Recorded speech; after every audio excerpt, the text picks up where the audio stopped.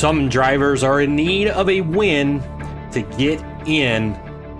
We are gearing up for the final race of the round of 12 before we move on to the round of 8. Patrick Day locked up his spot in the playoffs after winning at Talladega last week. Paul Fly also has locked his spot up after his win at Texas. And then Timmy Lewis locked himself up in points. That leaves us with just 5 spots remaining. We have some drivers that are needing that win to get in, or a lot of help. We also have a group of 4 drivers that are separated just by 11 points. That will be the race to watch and see who will make it into the round of 8. Welcome to the Countdown to Green show presented by John Betlam Heating and Cooling and Game Day Rally Gear. Today we have 2-time winner in the series, Patrick Day. We also have owner and operator of Miller Time Motorsports, Chris Miller. And our special guest today, the guy that pits for that nice cold beer, Steve Miller.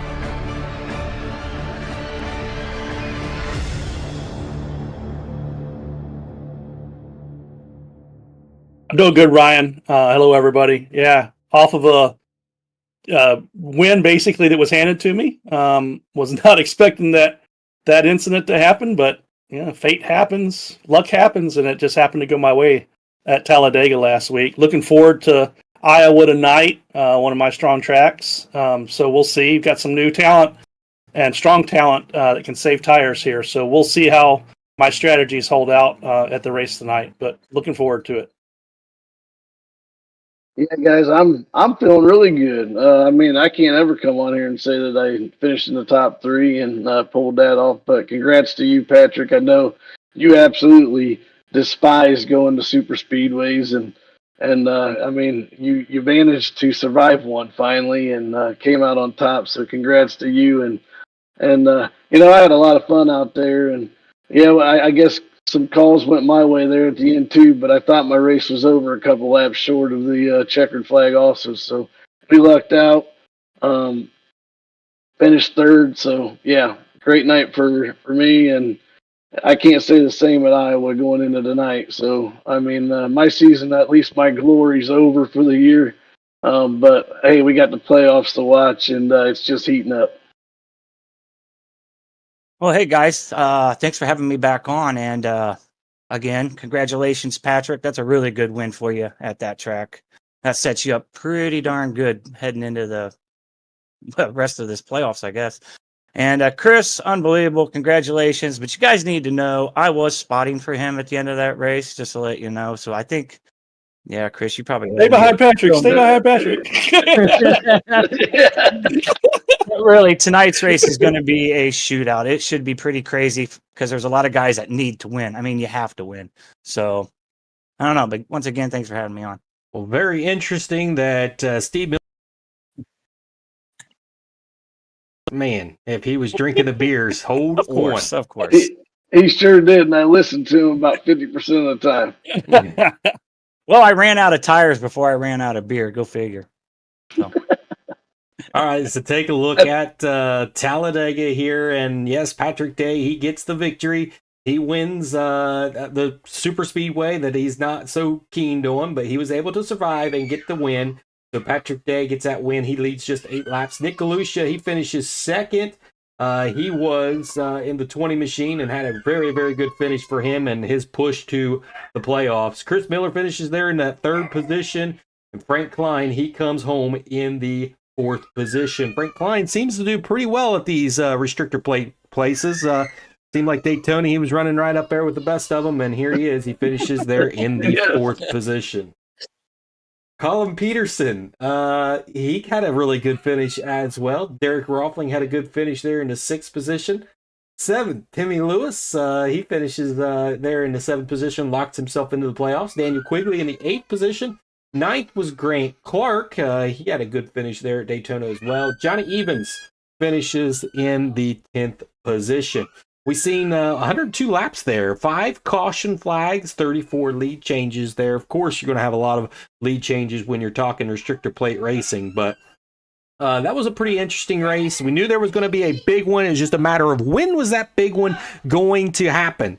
And it happens towards the end of the race, and the caution flag flies, and we end under caution. It was our last attempt at a green-white checkered, and that's how she finishes. And Patrick Day able to get the victory.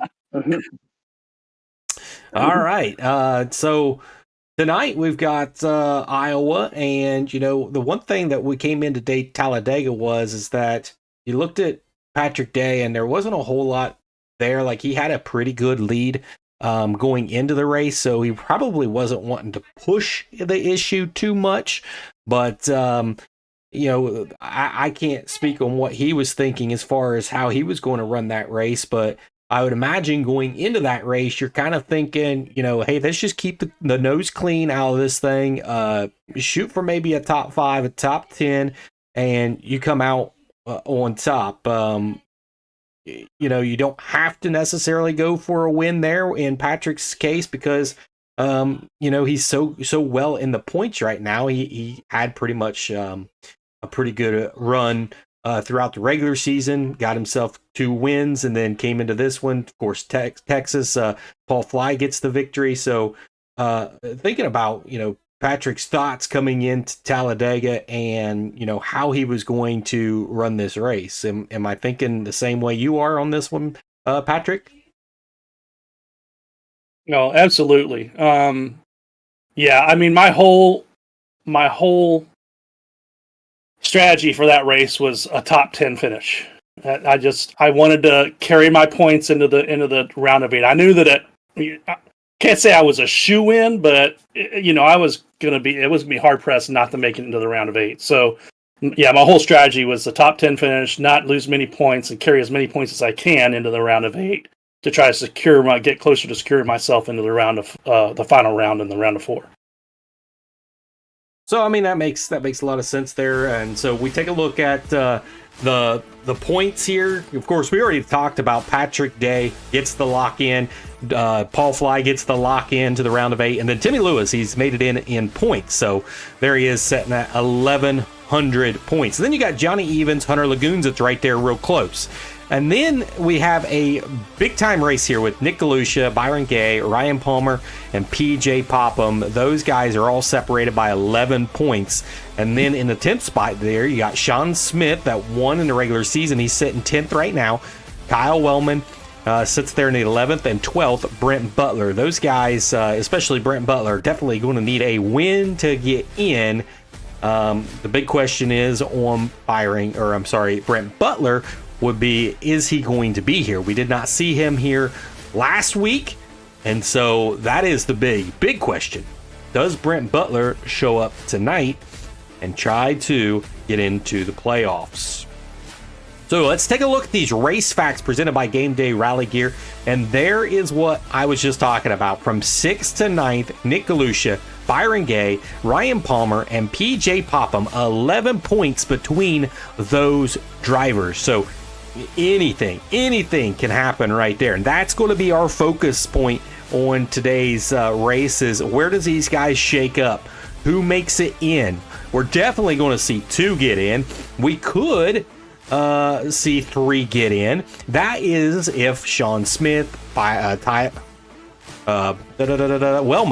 doesn't get in on a win, or if he gets in on a win, or Brent Butler gets in on a win. But you look at Johnny Evans there, 23rd or better.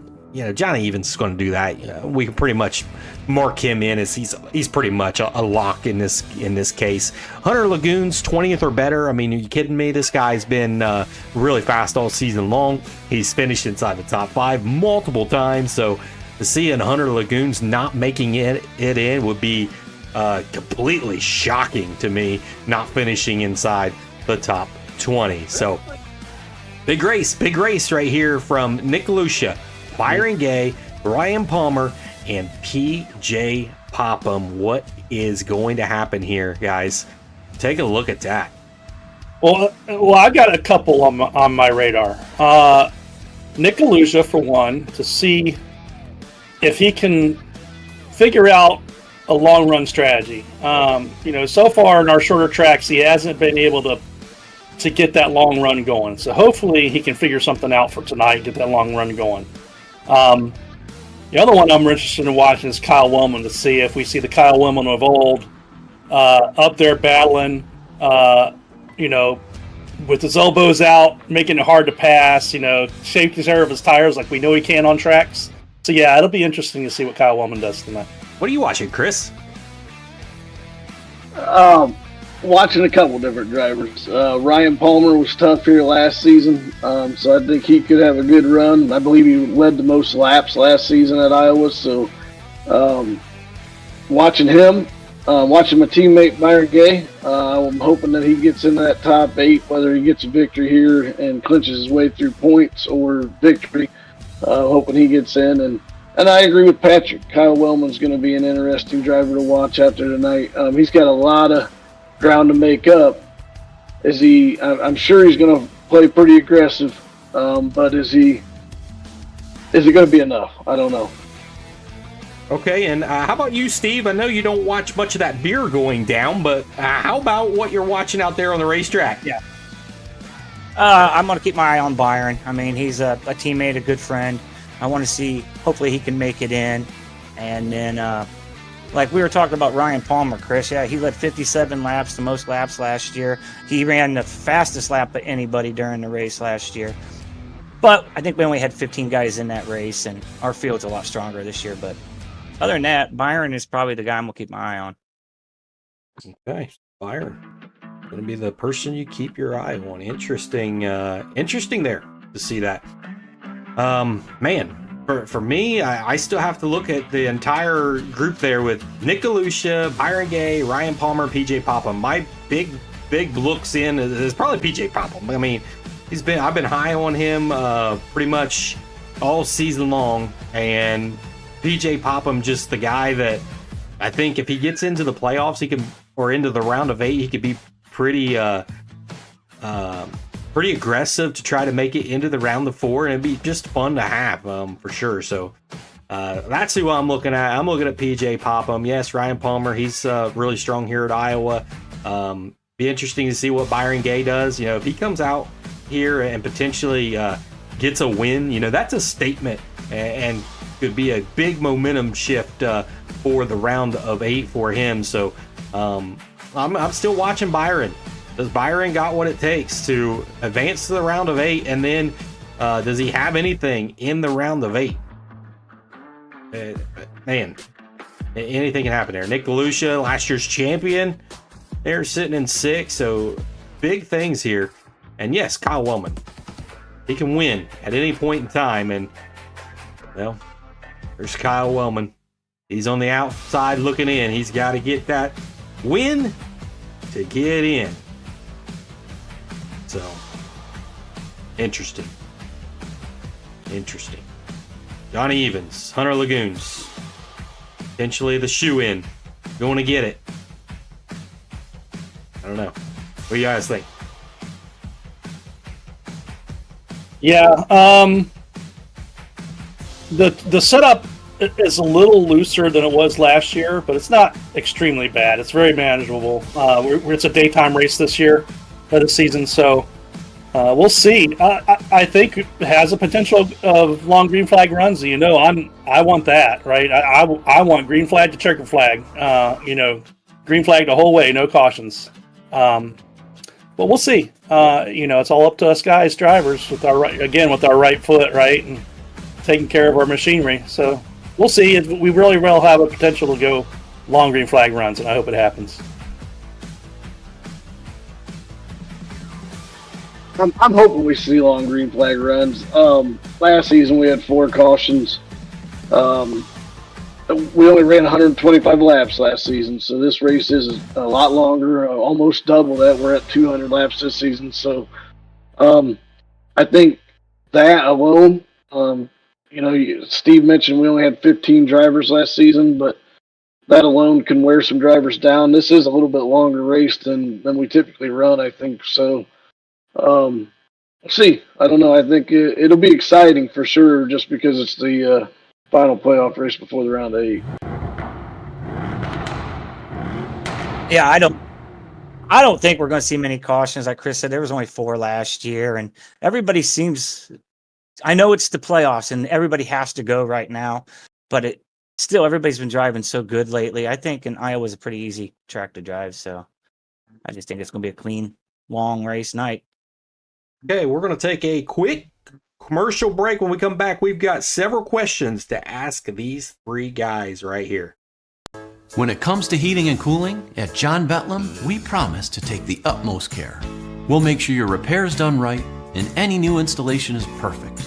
It's how we've done business since 1941. Our customers, you, are our priority. And when you need us, we're ready to help. It's our promise. So that's why there's something important that you should know. Did you know there are 2 heating and cooling companies here in Rochester that share a similar name? Betlam. And that's confusing. So make sure when you search for us online, you look for John Betlam. It's easy to confuse, so whenever you need us, be sure to search for and call John Betlam. Because it's my grandfather, John Betlam, who taught us to work hard, do a great job, and take care of all of our customers. And of course, there's only one phone number you'll ever need to remember. Call 271-8888, John Betlam Heating and Cooling. All right, guys, welcome back. We've got some questions for these 3, and they're fun. Some of them's going to relate to the Tarmac series that we're in right now, the playoffs, and some of them may be just related to Miller Time Motorsports in general. So this first question is going to go to all of them. We'll start with you, Patrick, and so this is gonna be a tough one. Okay, so we're looking at, if you can only pick one driver from the 4 drivers that are separated by 11 points, who are you taking? So you've got Nick DeLucia, Byron Gay, Ryan Palmer, or PJ Popham. You can only take one of them that would advance to the round of 8. It's tough. What are you thinking? What do you got? I'd be a dummy not to say Ryan Palmer, but to tell you the truth, the way he's been running recently, I'm going to say PJ Popham in this instance. PJ Popham. Okay. Agree with the Ryan Palmer, but I mean, I'd be dummy not to say Nick DeLucia just because he's got the biggest lead over him. I mean, he's got an 11-point lead over PJ, so PJ does have some ground to make up to him. So I'd say Nick Galusha. Man, guys, I can't pick what you guys picked, but I do think if Ryan can get in the front, and he'll stay in the front if he can get out there. And we get long runs, you just never know. It depends how. If we have some green flag pits, that might hurt him a little bit, maybe. But I like Ryan Palmer here. All right, so this next question, we're going to take Kyle Wellman out of the question. So it's going to be between Sean Smith and Brent Butler. Who would you pick to win tonight if you could pick one of them? Sean Smith or Brent Butler?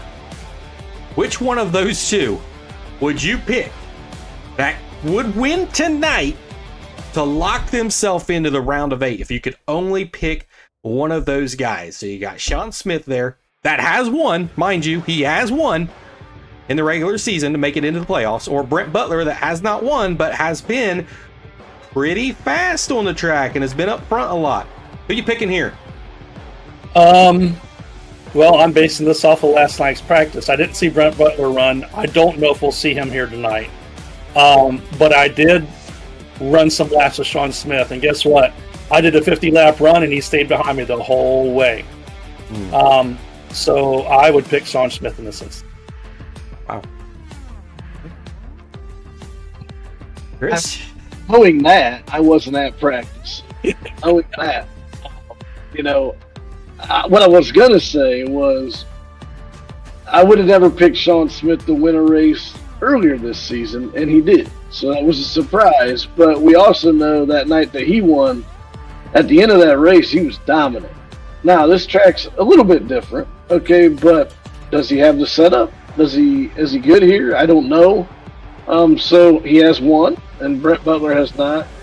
I would go with Brent if I knew he was going to be here. But I'd go with Sean because I know he's going to be here. Good pick, guys. I'm going with Sean Smith also, just because of what he did at Kansas this year. I thought he was by far the most dominant car at the end of that race. So, or truck, yeah. Sean Smith. All right, so this next question, it's going to be difficult because I have not cued these guys in on this question. So it's kind of on the fly, and it's a hard question for you guys. I get it. So just come up with whatever you can come up with here. But I want your all-time favorite moment in Miller Time Motorsports history. It's tough. What do you got? I mean, you're thinking back, for the first time, or maybe it was the first season of Tarmac Season 1. What do you got? What's your thoughts?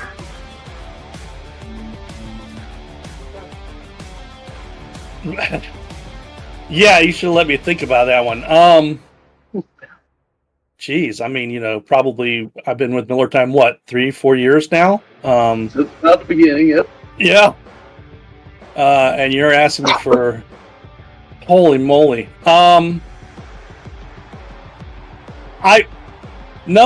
Interestingly, not really. I think last season, coming from 20th, I think I was around 20th place at the time, to finish the season in third place, fourth place? I forget. I think fourth place. I don't remember which place I was in the top 5, right? So to come from that far back and finish in the top 5 in about 6 races, I think it was that I did that in. Yeah, being able to pull that off, I think, is the highlight of my career with that type of pressure on. Well, it's tough. And is it a racing moment only or anything? Yeah, it could be anything. Good. Okay. I mean, I'm going to go back a little ways, back in when we were dirt. When you were dirt ITV, and I mean, when we all met up at Eldora, I mean, that was the most memorable time for me. I mean, that's hard to beat. I mean, we had a good group of guys. What did we have? Probably, I mean, we had 6 or so that were at the campsite, but then we also met up with numerous other guys throughout the week. So that was really cool. But the whole Tarmac series, as far as once we came over for that too, as far as our broadcasted series, this is I mean, this season has been the highlight because I think the whole playoff format and everything is neat, and I think next season we've even got more to come. That's maybe something that we actually need to try to do is get these guys together and go to a asphalt race. Go to Michigan, go to Bristol, go somewhere where we get all of these guys together and do the exact same thing that we did over at Eldora Speedway when we got the Miller Time Motorsports boys together. That was a lot of fun. It's maybe something that we could think about doing here in the future. Yeah. You know, I think it'll be a lot of fun getting all the guys from the Truck Series together. It'll be fun. I can't even tell you how many of racing moments I've had that's just highlighted awesome. But no, my favorite moment probably would be when you came to Chris's house and we did, I think it was the first Kings of the Miller Time, where Brandon Boyles won. Yeah. And then our after the race show was insane funny. I went back and watched it a couple months ago. I'm like, I can't even believe I did that. But anyway. Oh man, and Steve Miller, he was so nervous to do a broadcast with that. And it was crazy. Like, Yeah. it felt like we was on ESPN. I mean, that's what it really felt like. We had a lot of people around, so that was a good time. But I have to go with my favorite moment. It's tough because I mean I've had a lot of moments in Miller Time Motorsports history, and so I'm probably going to go with the very first race that I ever did with Miller Time Motorsports. That would probably be my highlight. And I tell you the story. I started out in Bob's Sprint Cars, which was with R Factor, and that was like 11, 12, 13 years ago probably at this point in time now. But there was a big gap before I even got on iRacing, and I decided, hey, I'm going to get on iRacing. I used to race the sprint cars there. I'm going to do it now. And so I hop in and I go into this iRacing. I'm in there for about 2 weeks, and then I decided, you know what? I'm going to try and do the leagues. And so I got into Chris Miller's league. I went into there, and I won the very first race. And that was at Eldora, a big time moment. I mean, hey, I won my first race in the league. That was pretty cool. And then I win the second race, and then I win the third race, and then here I come into the fourth race, and I ended up wrecking in a heat race at Fairbury. So I'm starting at the very tail end of the whole thing, and I go from the back to the front to win my fourth race in a row. And I tell you, that was a huge moment. And I tell you what, Chris was almost about ready to kick me out of his league because I was winning too much. I know. And just think, I would not be here talking to you guys on the Tarmac Esports channel if Chris and Steve would have kicked me out of that league because they were thinking about it. They were seriously thinking about kicking me out because I was winning too many races, which is it's crazy to me that they thought that they were going to have to kick me out of this league because I was winning too much. But hey, I ended up not winning a whole lot of races after. I mean, I still won. I won a championship there, but yeah. And I just have to say that is not Ryan is not lying about that. Steve and I had some deep conversations about kicking Ryan out because he was just dominating the league. It was a new league that we were trying to start up, and we were wanting to grow it, and we didn't want a guy just dominating it. So we were debating about kicking him out. So here we are. But yeah, that's all in the past. All in the past now, and so we can move on, and we're still with the Tarmac Esports Truck Series. Having a blast with it, calling it. So there's a lot more to come. We're definitely going to have you season 3. It's going to come around before you know it. So yeah, it's time to get down to getting closer and closer to our picks. As I'm excited to get the picks underway, as we're going to call our top 3 picks for here at Iowa, and yeah, it should be interesting. One thing for sure is the points in the picks have shaken up just a little bit because, well, Patrick Day didn't pick himself last week, and since he didn't pick himself, well, he didn't get any points because he really needed to pick himself, especially to win, but he didn't do that. And so Chris taking over the lead after he got in that third position. I picked him there in the third position, so I got some points there. So you can look at it right there on the board. Chris has 14 points. Patrick has 13 points, and I have 10 points. So I needed that extra point there. I gained on Patrick Day. So these points are tightening up as we get closer to the round of 8, and I'm excited to know what some of these drivers or what you guys' picks are. So let's start with Chris or Steve Miller down there. Never do. I don't think you would pick yourself at Talladega regardless. No, I wouldn't have.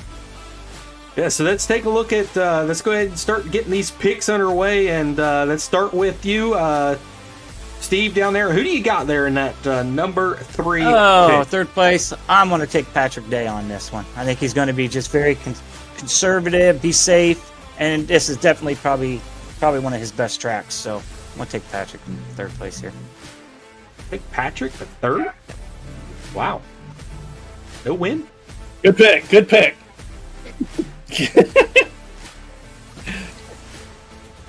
All right.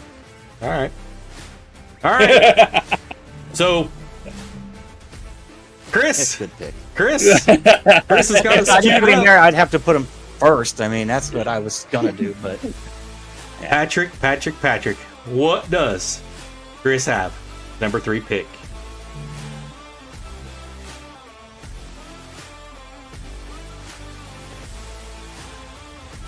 Tough decision. I think he's going to say Ryan Palmer here. I think he thinks Ryan Palmer's going to do well. I don't think he's going to pull the win out here. So, yes, we have talked a lot about Ryan Palmer, and I am taking Ryan Palmer here in the third spot. We've already talked about it enough tonight, but he did lead the most laps, like I said, last season. Steve already said I think he's going to get up there, and I think he'll stay up there. Hopefully, I don't think there'll be too many cautions. And he needs a good finish to lock his way in. I don't think he gets to win tonight, but top 3. Good pick. Good pick. All right, so Chris, what is Patrick thinking here in his number 3 pick? Wow. Yeah, I am surprised. Actually. Well, a little bit, right? He started strong this season. He had a couple of good races last season. He started strong this season, and then he had a really horrible midseason. Maybe he's picking it back up here. We'll see.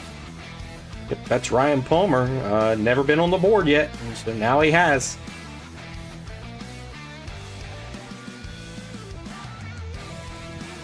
I actually think he's going with Ryan Palmer right here also in the third spot.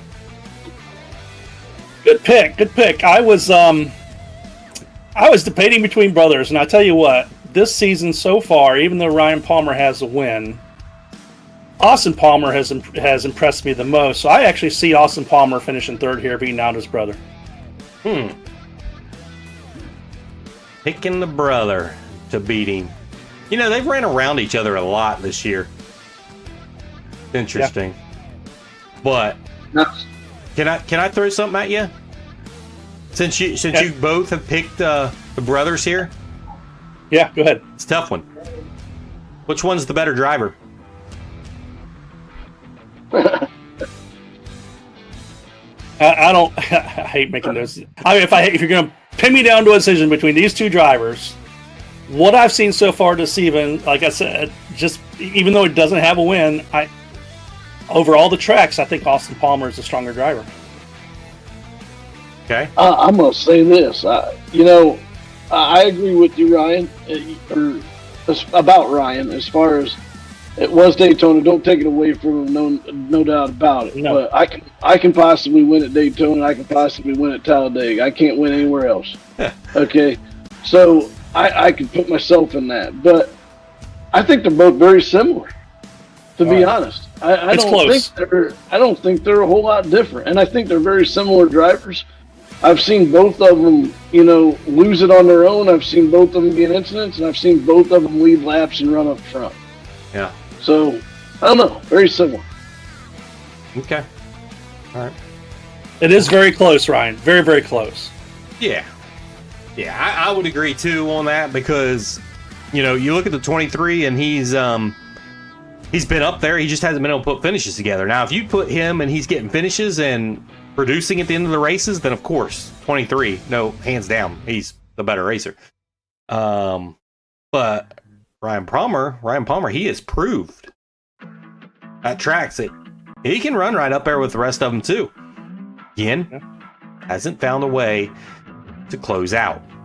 All right. Now, one other thing I quickly mention about Ryan Palmer, though, in this season, we mentioned that, yeah, he started off hot at Daytona, and then he struggled a little bit in the middle, and then he had to fire. But when you win at Daytona and lock yourself in, can't you be a little bit more aggressive? Or are you going to have a little bit more worse finishes? Because at that point, really, there were some races where he spun out and probably could have got back in the race, but chose not to. He was already locked in. Yeah. Good point. Yeah, I mean, I treat that scenario different, right? I treat it as, I mean, yeah, you could take some risks, but you have to take calculated risks, right? Sure. Like I did at Michigan, you know, I knew I knew I was at 7th place there, that final pit stop. So, you know, coming back out 16th or 17th, I knew I had a really good chance on new tires to at least make it back up to that point, right?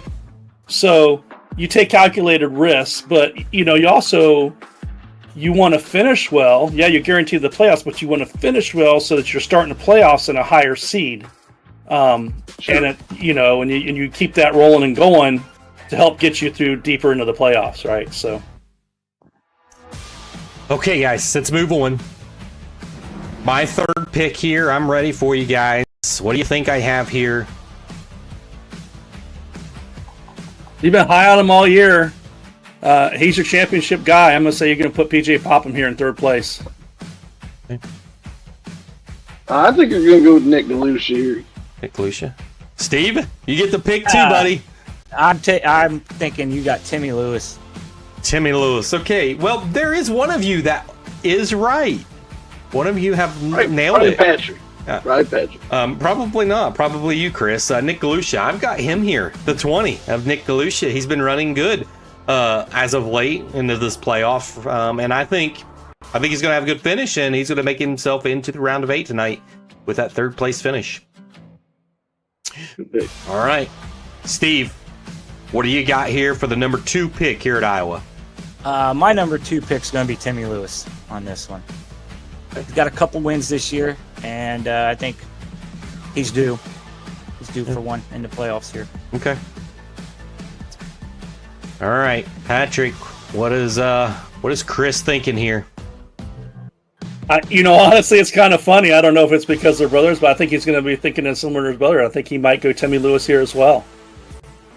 He's going to be strong at this track, I think, and I think that's what Chris is thinking. We'll see.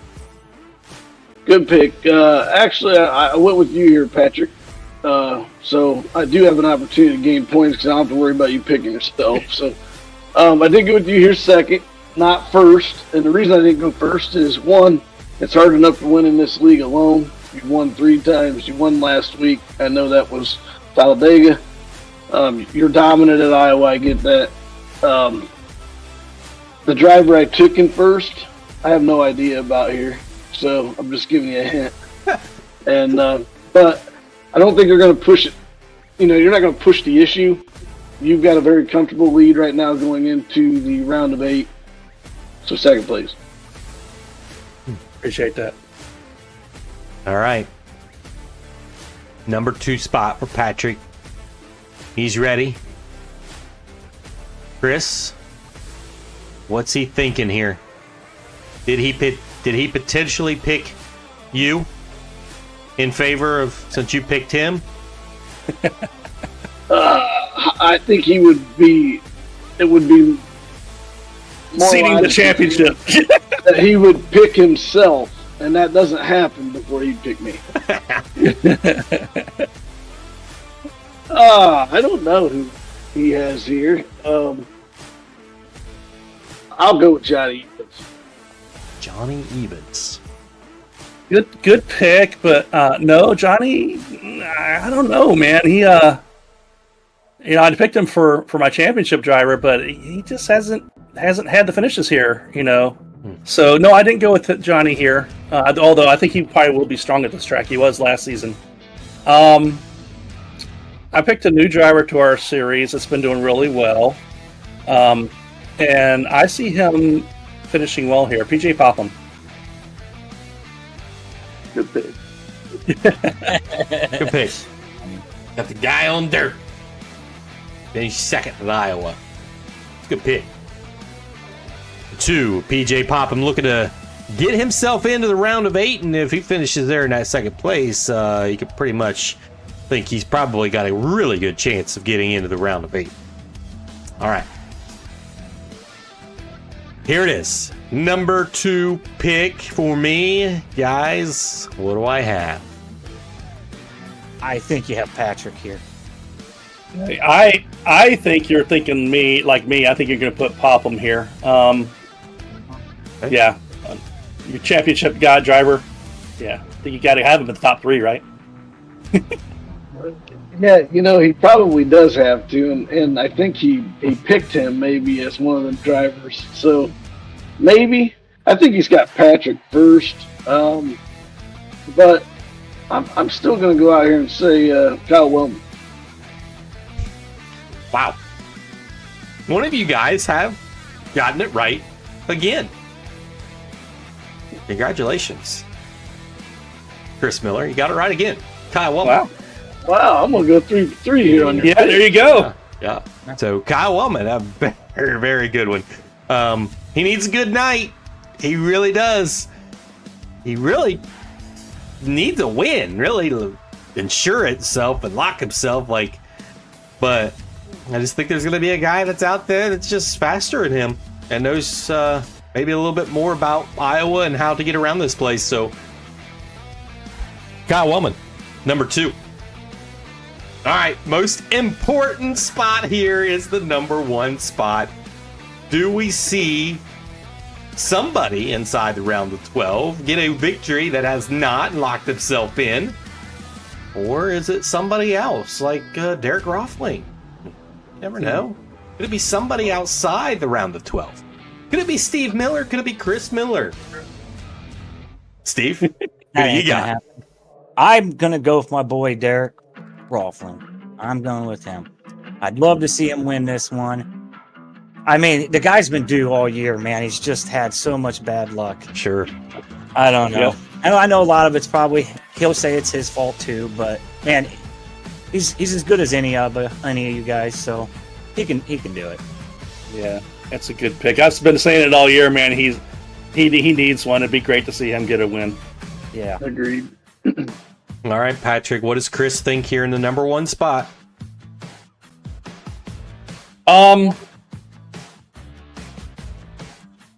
I thinking this guy needs it the most. Kyle Wellman. Good pick. No, I told you. I tried to give you a hint there. I have no idea. You did, didn't you? And I was going to say that, and then I got totally screwed up. Okay, yeah. Yeah. You went Hunter Lagoons, didn't you? You got it. You got it. So I'm going with Hunter. Yeah. I mean, here's the one thing that Hunter has proven. He can race with any track, with all the drivers, any given week. So he's a safe pick. I'm going to try to win this points championship because I can't win in racing. So I'll at least try to win in the picks. I got Hunter. Good pick. Good pick. 27, Hunter Lagoons. Strong all season long. Good pick inside the top 3. Looking for a win. Set himself up in the round of 8 is what he's looking for here. Hopefully he doesn't have any connection issues tonight. Hopefully he's got figured that out. Because he was having some connection issues at Talladega last week. Sure. All right, Chris, what is Patrick thinking his number 1 spot is here? I don't know. I mean, I would think he'd pick himself, but I know he won't. So I'm going to take Nick Galusha here for him. No, I've been going back watching last year's race. Nick might be a different driver a little bit, but he's still shown me on short track so far this season that he just wears those tires out, man. And he's going to have to totally change his driving style, at this race in order to get out there. Now, we could have a caution field race, right? That could help Nick. But no, I didn't choose him here in first. Driver I picked, do or die, Kyle Wellman. I think he's going to get it done tonight. Kyle Good Wellman. pick.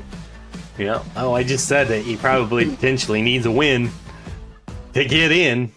And, well, it's Kyle Wellman.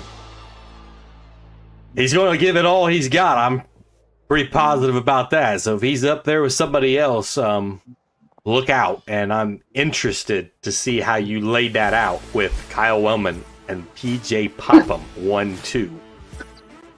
Oh boy. Look out. Fireworks coming into the round of 8. Well, my normal strategies haven't been working here the last 2 or 3 races, so I had to shake it up a little bit and do something different here. So, all right, guys, the most important spot for me, the number 1 spot who I have here at Iowa. PJ. I don't pick myself, Ryan. Okay. Well, I tell you what, I'm going to hit the trifecta. And I think you took Patrick here. All right. So one of you has picked it right. But the trifecta is not there. Chris is wrong, but Steve Miller, you're right. I'm taking PJ Popham to get the victory and win here at Iowa. I'm hoping that he gets the win. He's been there lurking. I want to see him get it done. Get some momentum coming into the round of 8, and he's a long shot. I like it. Going for broke here. In the 2, PJ Popham gets the win. His first win in the Tarmac Esports Truck Series. Tonight here at the Iowa Speedway. Short track. Short track's fun. Especially for these dirt drivers. We like going short track racing. All right. It's time. It's green flag waving at Iowa. We'll see you guys on the track. See you on the track, guys. Rookie or veteran, no matter how long you've been coming to this event, there are butterflies. There have to be. The biggest race of your career, one of the biggest races in the world. I guarantee you there's a lot of butterflies.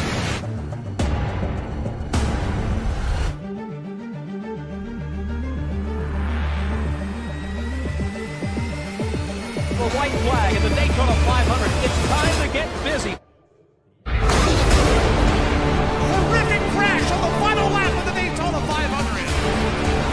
Here we go!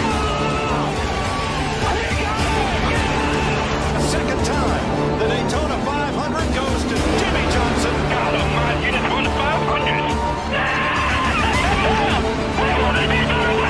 Kurt Busch wins the Daytona 500. Are you kidding me? Wow. Are you there?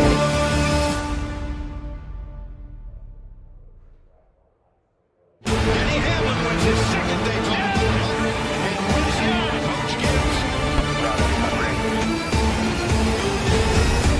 Oh, good evening, race fans. We are here live with you right here at Iowa Speedway, and the round of 12 finishes tonight right here, where we will determine who your top 8 will be that will advance on to the playoffs. Only 8 goes on to the next round, where we'll see 2 races there, but we've got a lot of action tonight here at Iowa Speedway. It's a little short track racing for you, and it's always one that, well, it creates a lot of exciting side-by-side racing, some beating and banging, some good drivers we've seen throughout a lot of these places. And, well, this race is brought to you by John Betlam Heating and Cooling, and this is, again, the final race of the round of 12. So the Tarmac Esports Truck Series here, it's going to be a fun one. We've got 4 drivers that are really, really close to getting theirself in on this thing, but they've got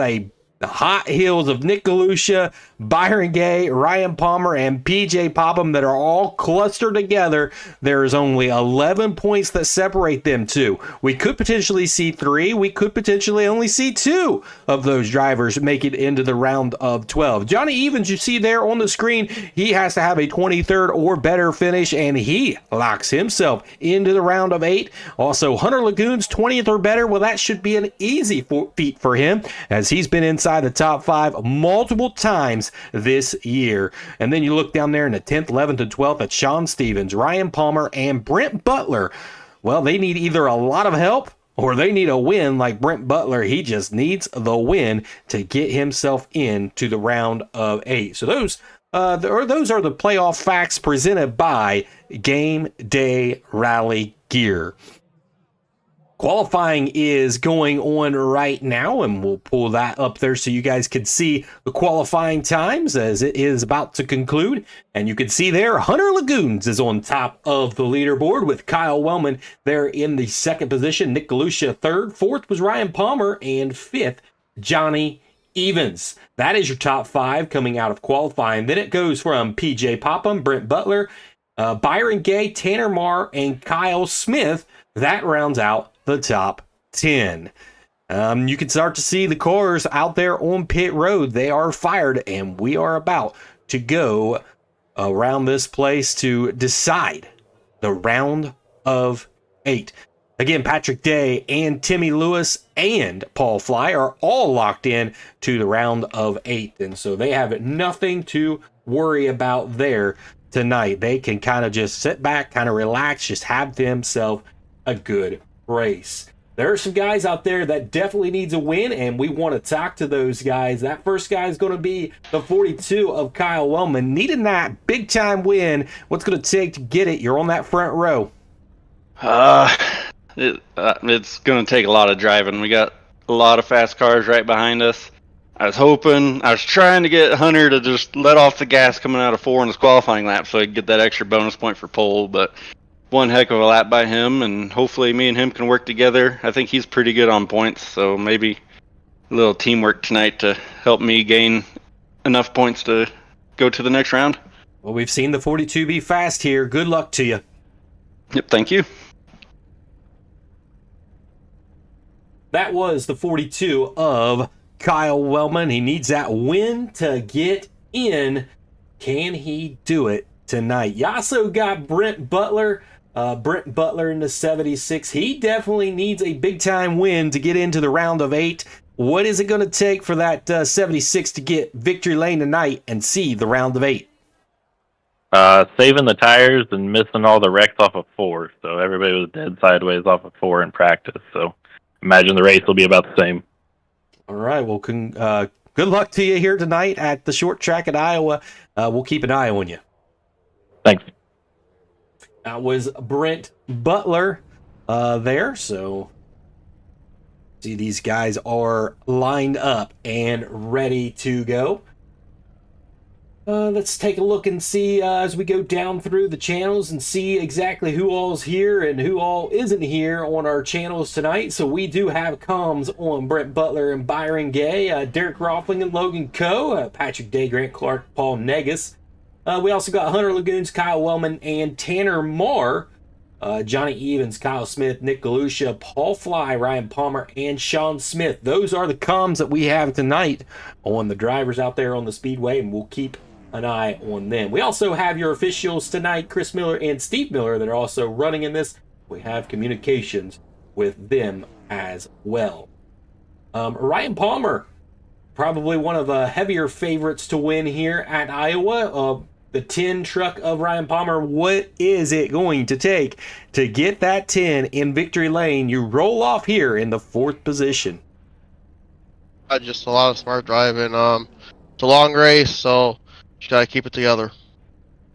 We'll definitely keep an eye on Ryan Palmer there in that 10. Good luck to you.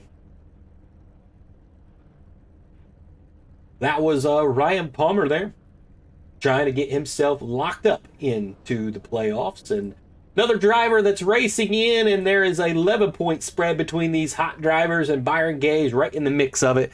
And Byron's looking to try to get inside the round of 8. Byron, what's it going to take to get that good old 11 machine in victory lane tonight, or get yourself pushed in enough to get into the round of 8? I'm thinking maybe a little front bumper to rear bumper action all night long. Thinking about pushing guys in corners and trying to get around them early. Okay, little aggression out there. We'll see that come out in that 11 truck. We'll see how that pans out for you. Good luck to you. Thanks. You hear it? Byron Gay saying he's not letting anything past him. He's going for broke here tonight. He's going to be pushing and banging his way around the Speedway tonight. We're about to get this thing started as you've got Hunter Lagoons. That was the quick qualifier tonight in that 27, so he will be on pole. That is his teammate on his outside, the 42 of Kyle Wellman, and we spoke with him. So those two are teammates, and they control the front row. Nick Galusha there, your last year's champion. He rolls out in that third position. Fourth is Ryan Palmer. He'll roll off in the fourth, and he is a playoff driver. Also, Johnny Evans is the playoff driver. He rolls off fifth. And then PJ Popham in the sixth position in that two machine. Still looking for a win. He's been up front quite a bit, just not able to get that victory. Brent Butler there in the 76. He'll roll off seventh. Eighth will be Byron Gay. Ninth will be Tanner Marr. 10th will be Kyle Smith. 11th will be Paul Negus. And 12th will be Derek Roffling. In the 13th spot, it'll be Michael Timmerman. And then Sean Smith rolls out in the 14th position. He is a playoff driver. The 15th position will be the 24 of Patrick Day. And then Chris Miller beside him. Then Grant Clark and Logan Coe from 18th and 19th. And then 20th and 21st will be Steve Miller and Daniel Quigley. That is the grid for tonight. As you can see, the cars are rolling out onto the Speedway. The lights are out on the iRacing pace truck. We are ready to go. Green flag racing here for the final round of the playoffs of the round of 12. And this will decide who makes it into the round of 8. It'll be on the command of the 27. They're in the Geico start zone, the flagman. We are getting set to go. Green flag racing. Does look like the officials are going to give us one more lap around. So you can see the drivers heating those tires up. And we've got a long one here. We've got 200 laps in this thing. And our pit window is wide open in this one. It could stretch anywhere from lap 62 all the way to 90. It all depends on how well they take care of these tires. This track does abuse the tires, and so will drivers be able to make that distance of 90 laps on fuel run? Will they have to stop a little sooner because of the wear on the tires? We'll find that out. The best guy that saves tires in the field, well, that has to be the 24, Patrick Day, but he is starting in that 15th position.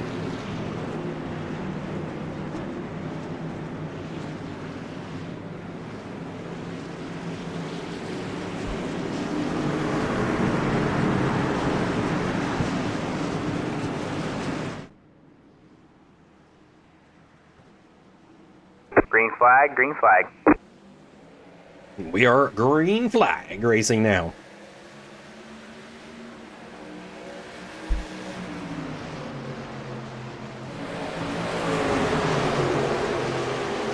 Hunter Lagoons will jump out to the early race lead, and followed right behind him will be the 20 of Nick Galusha there.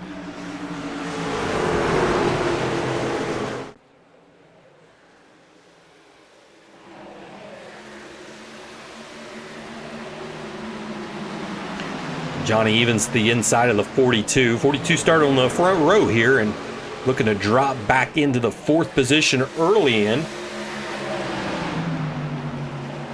He's not going to give that position up too quickly, as now the 14 is going to clear the 42 momentarily. 42 getting a run on the outside, and he'll be back to the outside.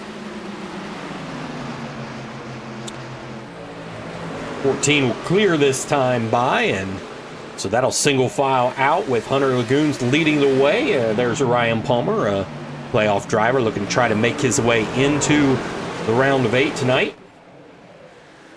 PJ Popham as well, one of those drivers that are inside that group of 12 points that separates them. He is one of them. PJ Popham there. He's needing a good night tonight to make it into the playoffs. Looking to the inside, that's Tanner Marr on the 76. Give that position to Tanner Marr momentarily. The 76 going to have a run, but 14 should end up clearing him down in turn 1.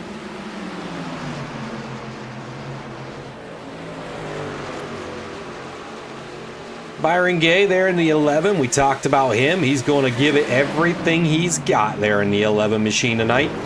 So we'll keep an eye on him and see where he moves up through tonight in the 11 truck. He's been a solid driver all season long. Big time improvement from last season. As a whole driver, he's just had better complete races. As now his teammate looks to the inside. We're going to go 3 wide there on the exit of 2. We got the 88. He's on a hurry to get to the front here. 88's been a very strong truck. Just has not had the finishes. Probably should have won one of the races. Got involved in an accident with a lap car going into the pits. He's trying to follow Byron Gay, one of his teammates, up through here. We do have a change of the race lead, and that is Nick Galusha making the pass on Hunter Lagoons. We'll take a look at what happened here. Here is what happened. Got the run on the inside. Was able to clear him down in turn 1.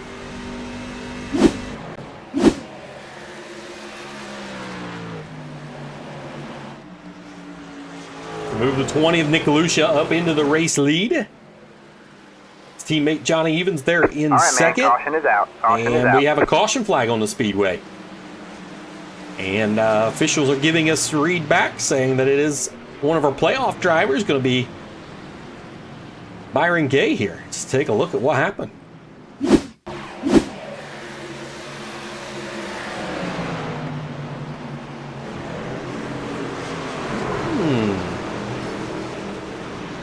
So the 52 getting into the side of the 11 of Byron Gay, and around goes Byron Gay.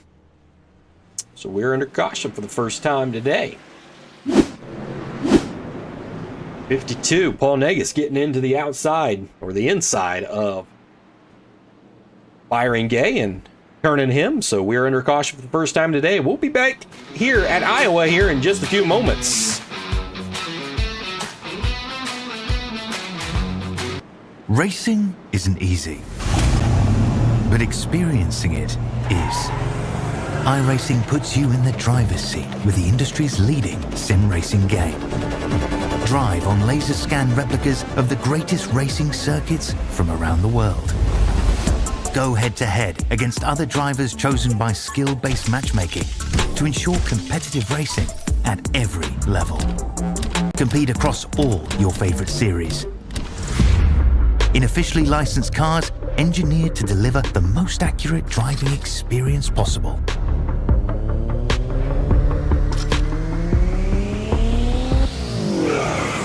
Join a race or host your own with players from across the globe. Race against the computer or in a league with friends. Feel the thrill behind the wheel. Visit iRacing.com.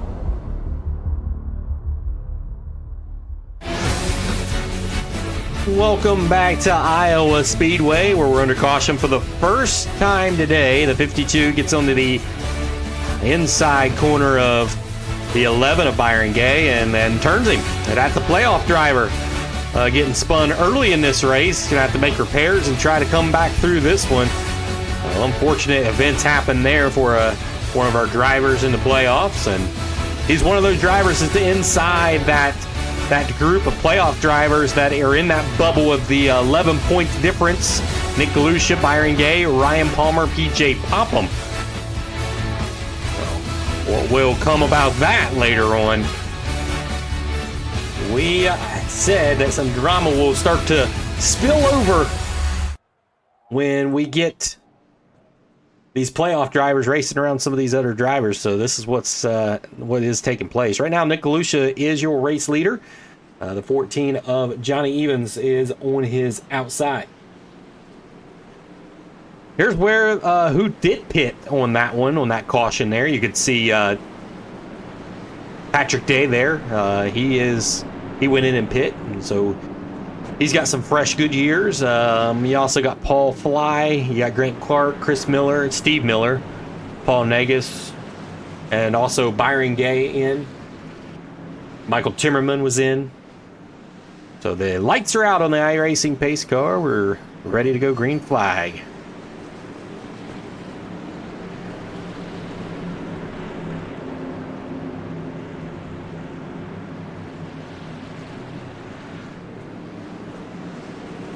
There's your biggest movers today. Daniel Quigley up 8 spots in this race, so it's up into the 13th spot. Green, green, green.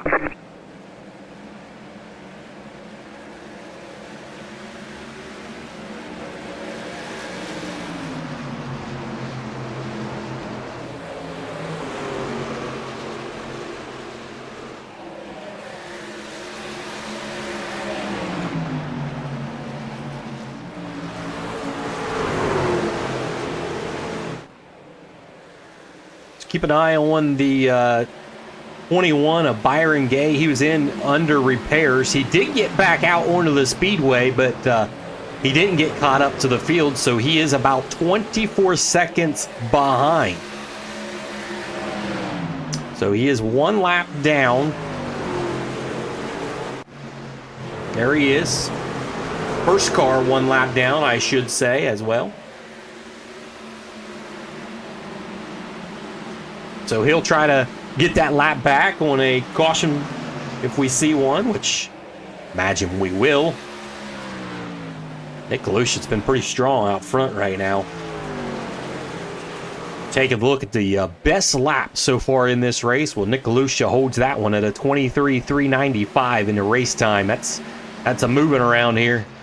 The 20 truck looking to find victory lane.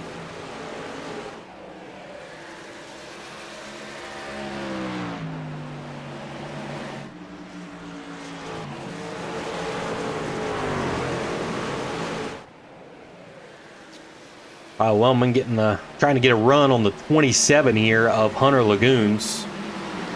Also got to look at some of those guys that came down. The 14th spot and 24, Patrick Day's got some fresh tires. Paul Fly, Grant Clark.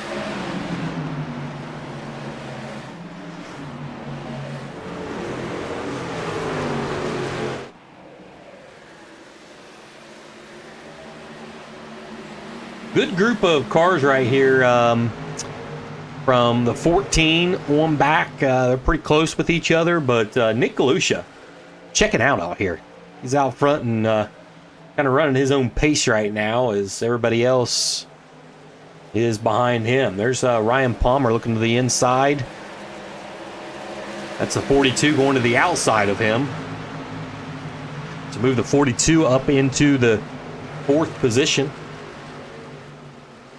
Really needing a win for that 42 to really have a chance at this thing, and where he needs a lot of help to happen if he doesn't get that win.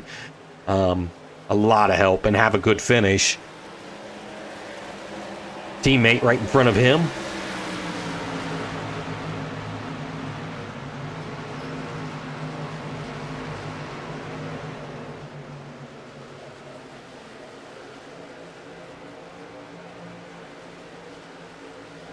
So some good single file racing now as we've had that caution flag fly. And so how long will this green flag run last? And for Byron Gay, he would like for that to happen.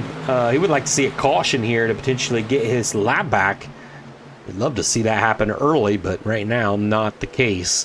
So he's running 1 lap down. Still running hard out there to find out what he's got. Still early in this race. A lot of racing still left to go. But you can see it there. Nick Galusha opening up a 2-second lead on Johnny Evans. We do have the 77, maybe a single car spin. iRacing did not call the caution. Let's take a look at it here. Yeah, he's back here by himself. Spins. Oh, the 88 spinning too. And no caution flag. There you see him down on the inside. No caution, no caution. So it stays green.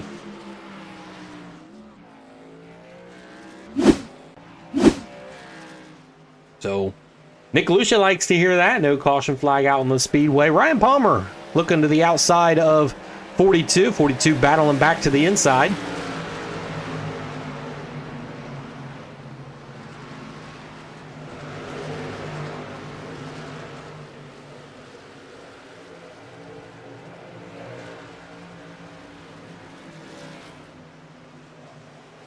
PJ Popham's been consistent right now in the 6th position. Hasn't really moved much.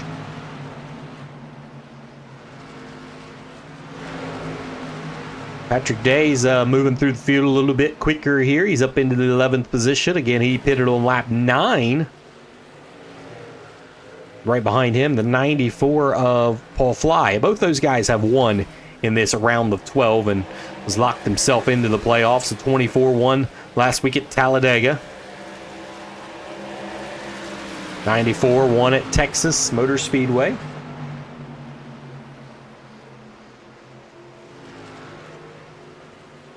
Nick Galusha out to a 2.2 second lead, but will that be able to hold up? Does he run too fast of a pace and not be able to save the tires, and will they start to close back in on him?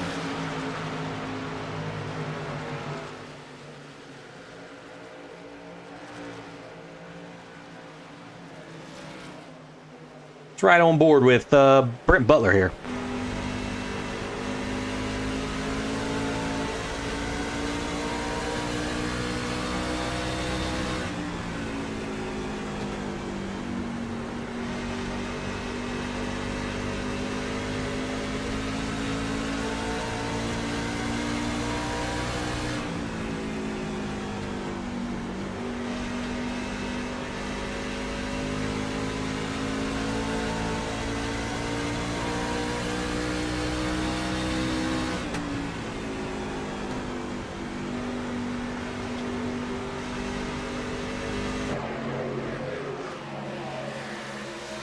PJ Popham starting to put a lot of pressure on Ryan Palmer here for the 5th position. Right to the back bumper here. He gets big runs working to the top side. Now he's going to drop to the inside and try to get that pass completed in turn 1.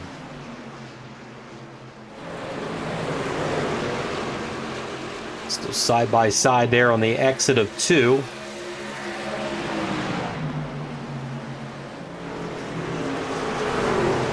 Looks like he will complete the pass. No, he will not. About went up in front of the 10 truck there. 10 may have gave a little bit of room, but they should clear him here in turn 1. And he does.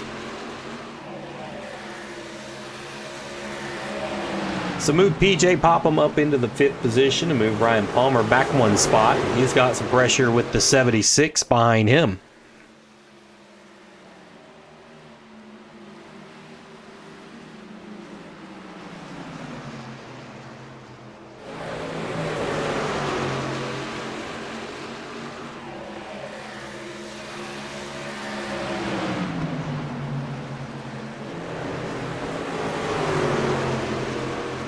Your biggest mover now in this race is the guy in 10th place right now, Logan Coe. He is up in the top 10 now. He's moved up 9 spots from the drop of the green flag. You see the race with the 76. Side-by-side racing there.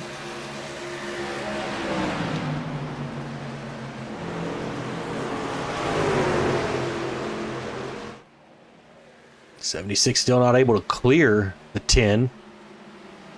Gonna have to come back up in behind him and try again.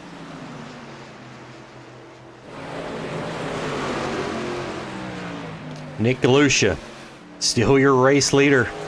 2.2 second lead over the rest of the field. He is pretty fast right now and hasn't really dropped off that much. He got the lead, and that has basically at 2.2 second lead has pretty much stayed consistent over the last couple laps.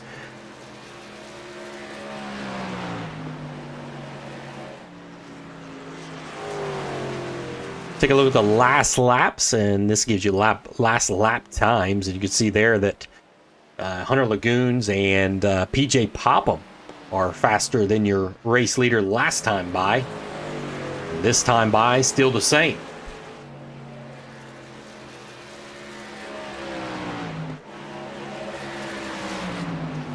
So Hunter Lagoon's going to start to close in on that second position of Johnny Evans. PJ Popham also closing in on the 42 of Kyle Wellman.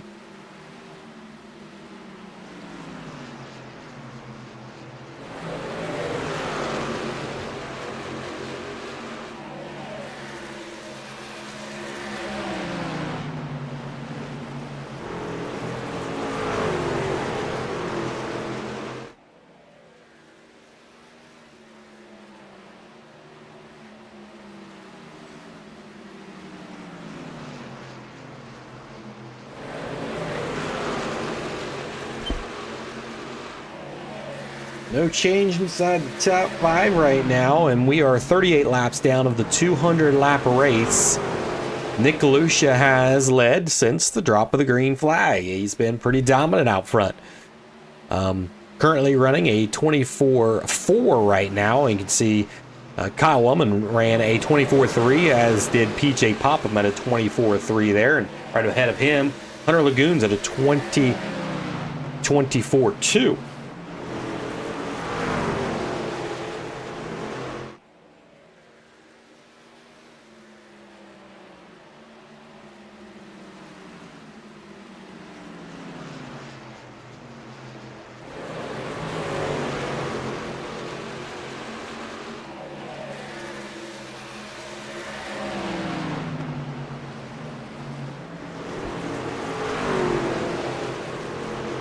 Battle for the 4th position. The 2 taking a little bit different line than the 42 here. These two has had some words with each other throughout the season. So see how this all shakes out with the 42. The 2.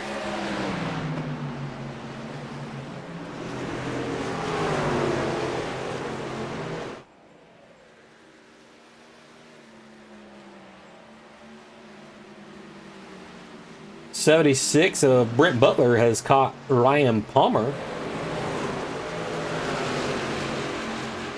He tried to make a pass a couple laps ago and it failed, so he had to rebuild that momentum back to the 10, and now he is back there. Hunter Lagoons working on the 14. 14 gets loose there on the exit of 4. You've seen that.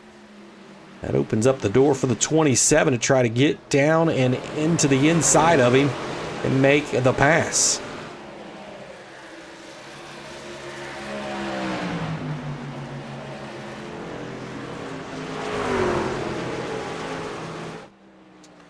Still not able to make that complete pass there on the inside.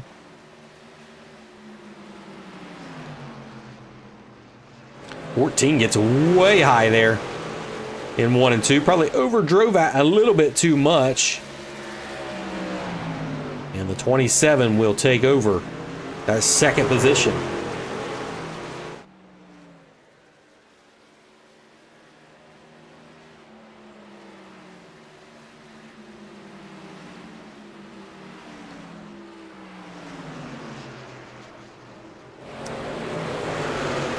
Tanner Moore showing up here in the 4 truck. He's in the 8th position. He's going to try to follow the 76 here. 76 going to try to work underneath Ryan Palmer.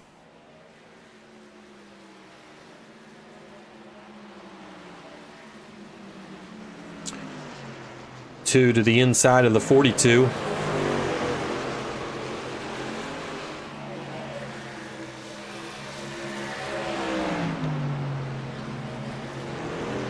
'42 is going to race him pretty hard down to the inside. It's still side-by-side battle for this 4th position.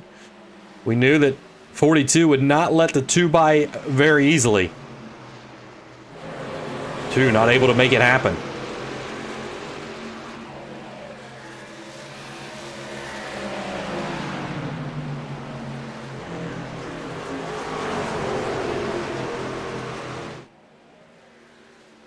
Very important for Ryan Palmer to stay really close with PJ Popham for points' sake. Popham would like to see the 10 go away. Take a look at the playoff stats here, right there. 6 Nick Galusha, which is leading the race right now, and then Byron Gay, he had some issues early, so he's down on this one. Ryan Palmer and PJ Popham's in kind of the good seat right now.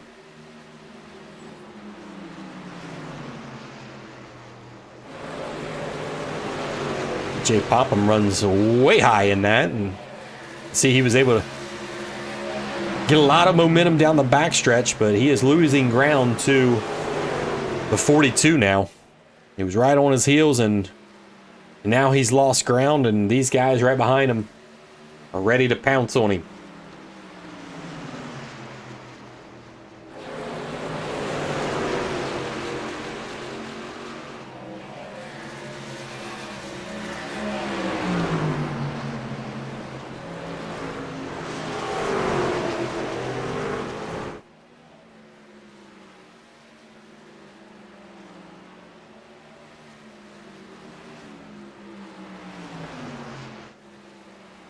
PJ Popham in the pits.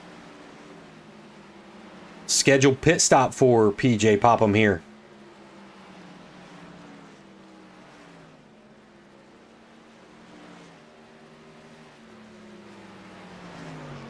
PJ, you could tell he had used a lot of those tires up as he was losing ground to Kyle Wellman. And so he decides now was the time to come down, get some fresh Goodyears, and get back out there and see how the pit cycle comes out.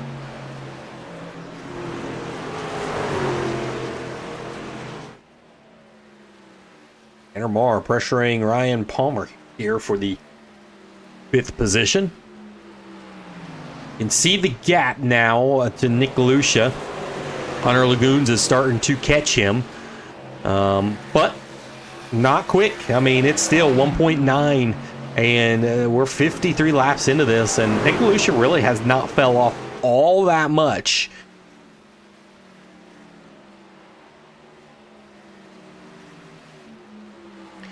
So with PJ Popham pitting under green flag here, doing a short pit, he is now 3 laps down. So he is hoping that there's no caution flag out here, because if a caution flag waves, boy, he is hurting bad.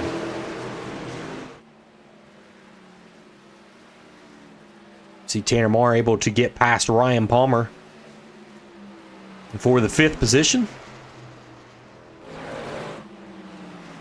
24 Patrick Day and Paul Fly, they're on about 9 laps newer tires than rest of the field.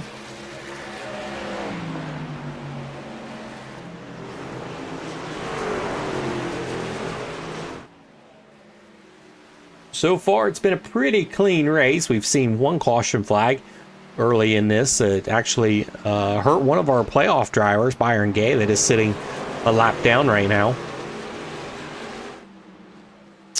It's been all Nick Galusha in the 20 machine. About to lap another car. It'd be Steve Miller, and then Steve Miller would actually be the guy that could get the lucky dog. Byron Gay don't want to see that happen.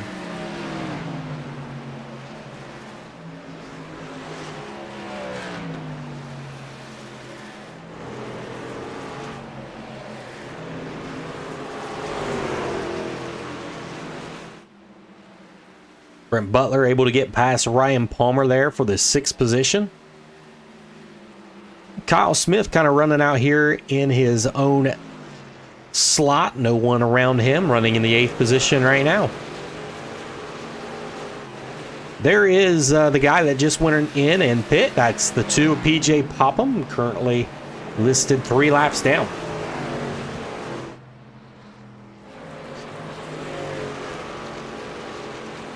So you can see the gap has shrank a lot now. So Nick Galusha tires are about shot now. 59 laps in, probably might as well say 60 laps in. That lead has evaporated.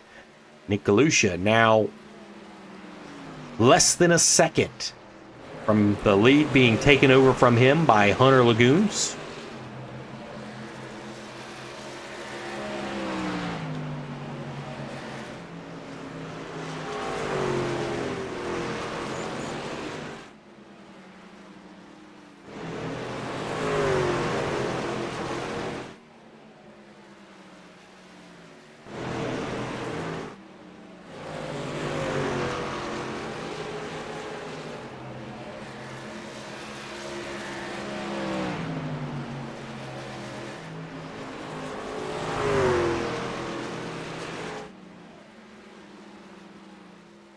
Hunter Lagoons now almost a half second. We're going to ride on board with Hunter Lagoons as he tracks down Nick Galusha here.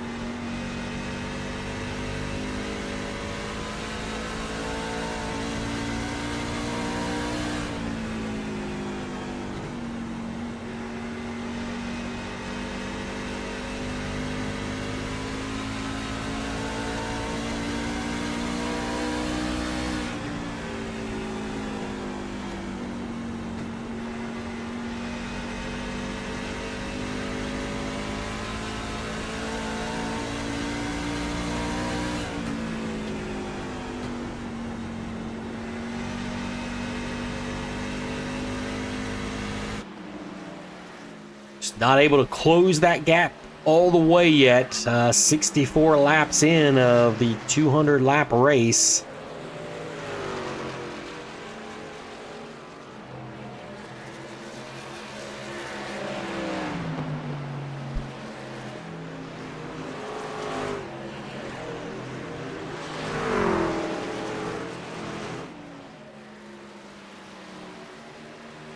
Definitely these two up front has figured something out about this place. Nick DeLucia and Hunter Lagoons really, really strong tonight.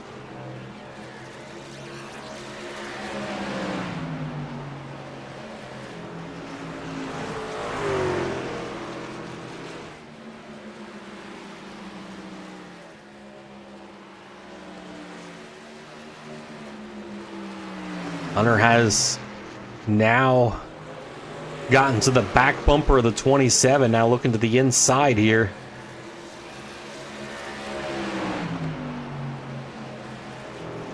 Nick DeLucia had a 2.4 second lead over Hunter Lagoons early in this race, and that lead is gone.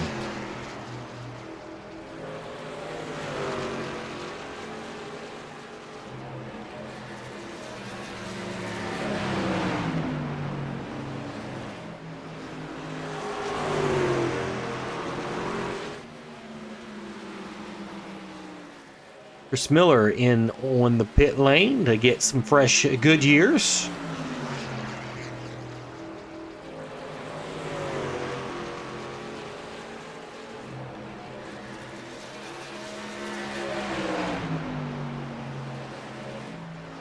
Good to see these guys racing a clean race, though, and it being very little yellows. One yellow, one caution flag in this race, and that was on a lap early in this race,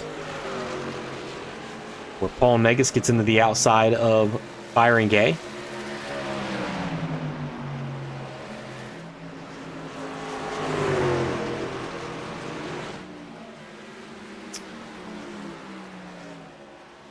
So Chris Miller pits and is now out, so we think that something happened with PJ Popham on pit road for him to be 3 laps down.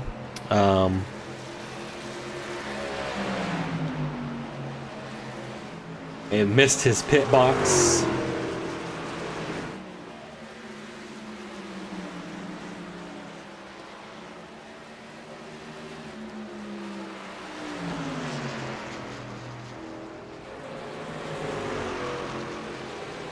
Does look like maybe he had to serve a penalty. Maybe speeding down pit road was his penalty. So that hurts.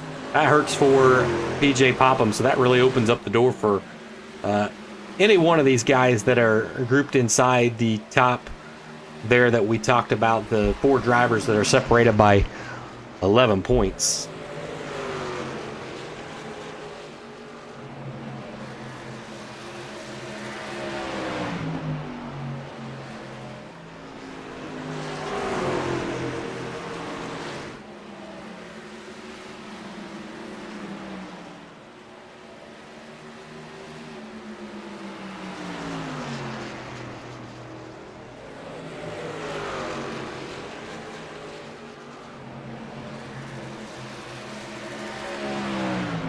We may see a lead change here on lap 73.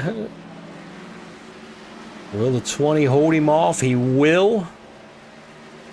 So Nick DeLucia will hold that spot for now. He's led 74 laps in this thing.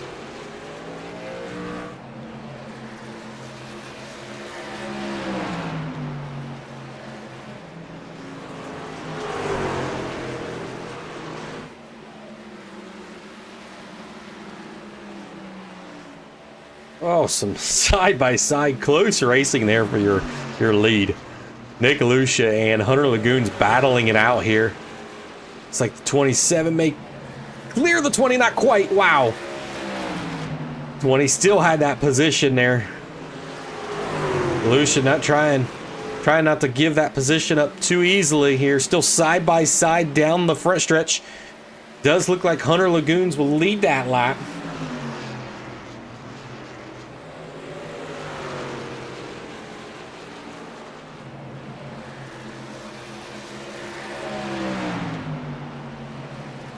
Good side-by-side battle here for your race lead.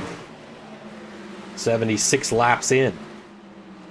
And these guys are battling hard.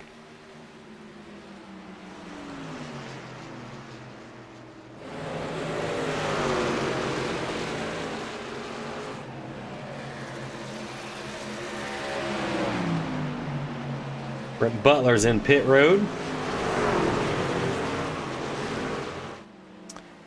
27. Whoa.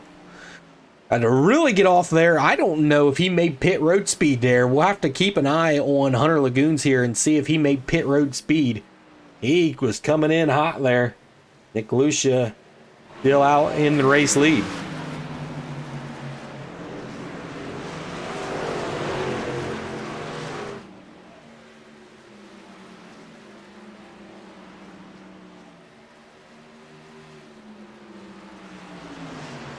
Kyle Smith looks to the inside of your race leader, as does the two of PJ Popham.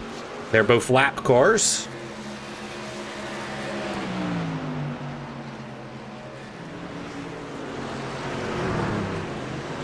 One, gonna go ahead and come in this time. It's like a pretty good pit stop there.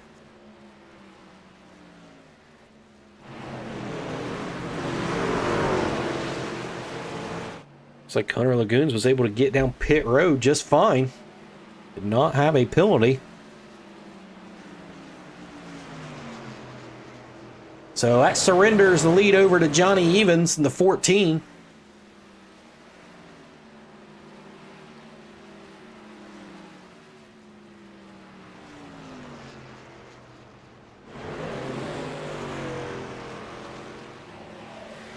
Patrick Day, they're in the third position now, and him and Paul Fly, of course, was ones that pit on lap 9, and a little bit different cycle than the rest of these guys.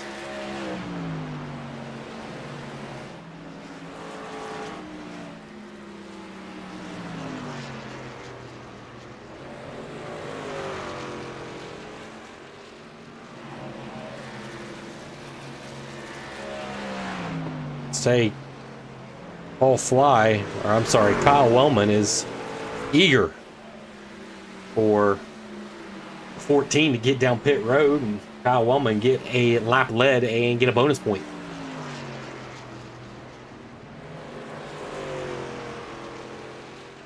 Right now, Hunter Lagoons is looking really good to take over the race lead in this one.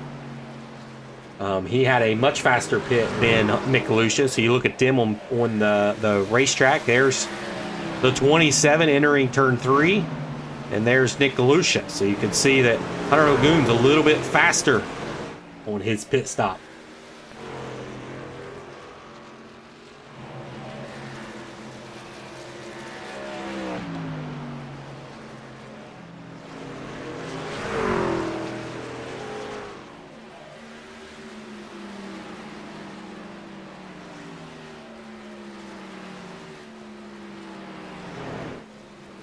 Uh-oh, we got a car around.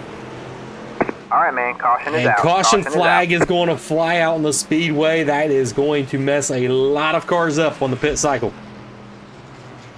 Round goes the 52 of Paul Negus and Sean Smith on lap 85.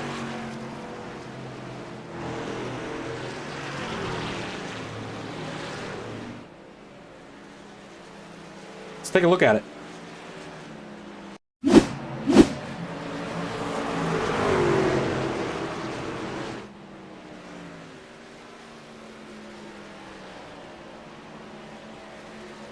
See, the 77 gets turned, or just gets loose here, and around he goes.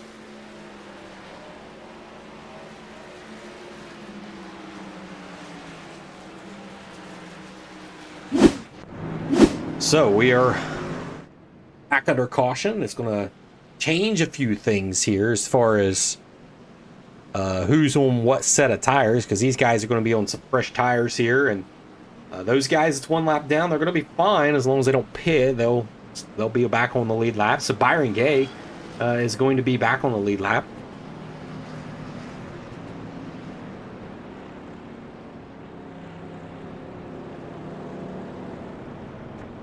Here's your last pit stops by these drivers. So Byron Gay last pitted on lap 9, so he really needs to pit. So he may not get that lap back after all.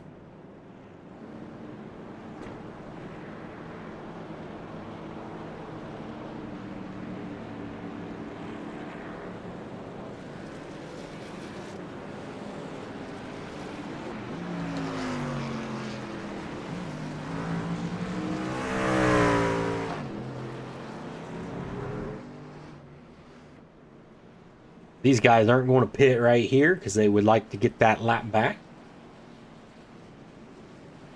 And even Byron Gay's not going to pit. He's going to stay out to get back on the lead lap here.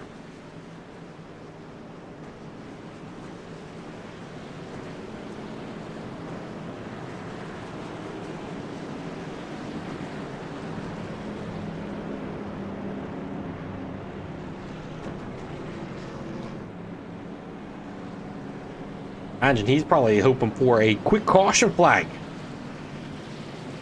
As we are going to be back here in about 30 seconds.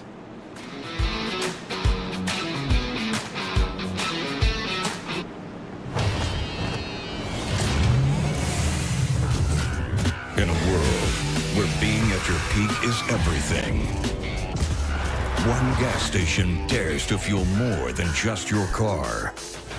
This summer, don't just fill your gas tank, fuel your peak potential. Hi, Cheryl. What got into you? Download the Sunoco app today.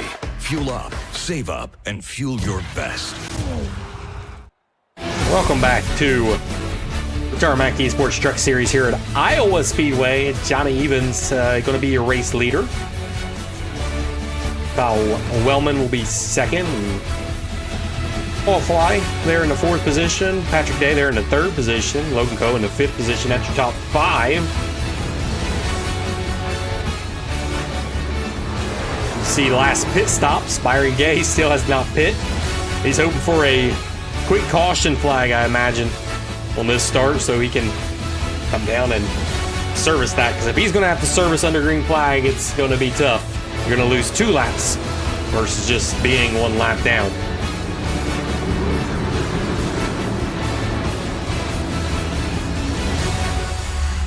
All right, iRace pace car's off, and it's on the 14 in this Geico Green restart flag, zone. green flag.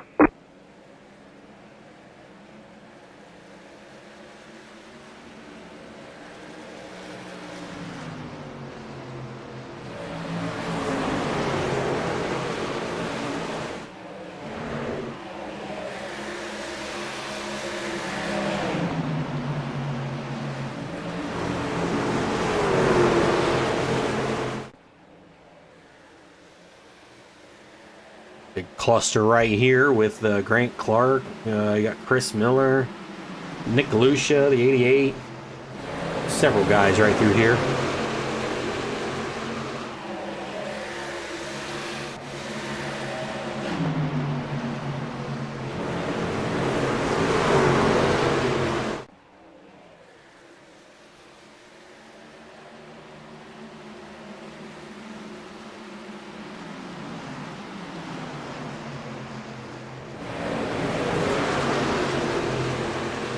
Oh, PJ Popham about got loose there. He holds on to it for now. He about took that thing for a ride.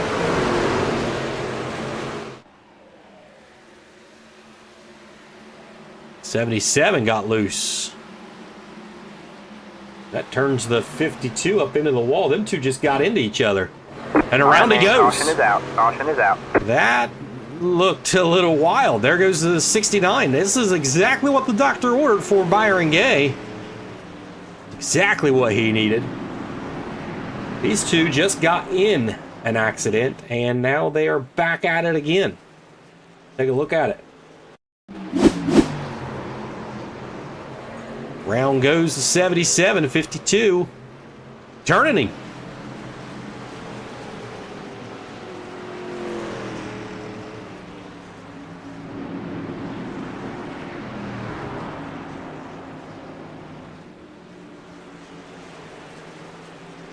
So we are under caution again. Paul Negus, the 77. Those two are not happy with each other. See it right here. Keep an eye on it. 77 right to his high heels. Not happy about it. Gives him a shove. We've got some things heating up. The 77 playoff driver and the 52 of Paul Negus.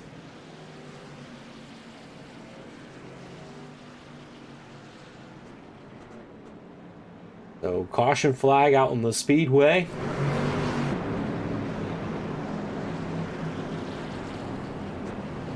We've got comms. We've got comms on both of these drivers, and definitely one that we want to find out what's going on with as these guys get out of pit road.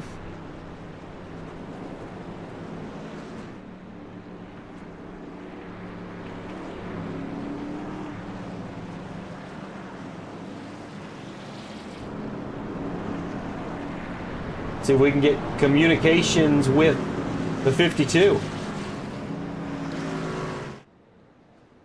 Things are starting to heat up on the track for you in the 52 and the 77. What's going on there? A little bit. Got collected there on his spin, which I had no place to go there. Yeah, just no place to go there. I was faster. I had a run on his outside. He pinched me in the wall. I'm sick and tired of getting pinched in the wall in the series. You get a run on the outside. We got 100 laps to go or so, and you just get put in the fence. So it wasn't intentional. I didn't try to hook him. I didn't. Just gave him a bump, and he spun around. So. All right, thank you. We'll definitely keep a close eye on the 52 and the 77. Good luck the rest of the race.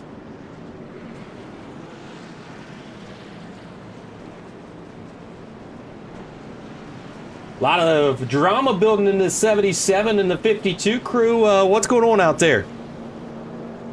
I got a little loose, checked up. Negus ran right up on me with a full head of steam, and then he cut me absolutely no slack getting into the corner. So memories are, definitely a thing. So. All right, well, we'll see this battle continue on the track. The playoff driver of the 77, Sean Smith. Good luck to you in the rest of your race. Thank you. There you hear it. And the 52 and the 77.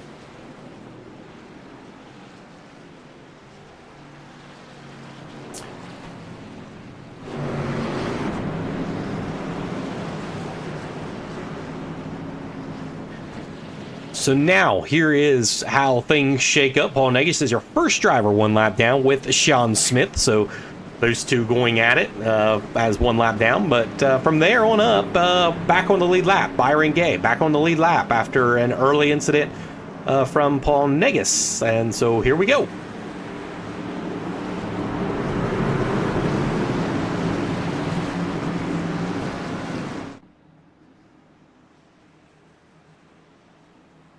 Green flag, green flag.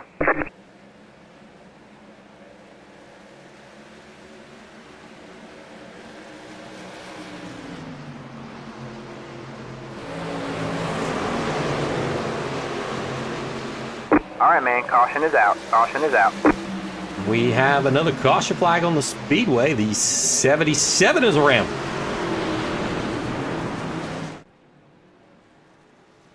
Wouldn't guess that it would be the 52. Let's take a look at it.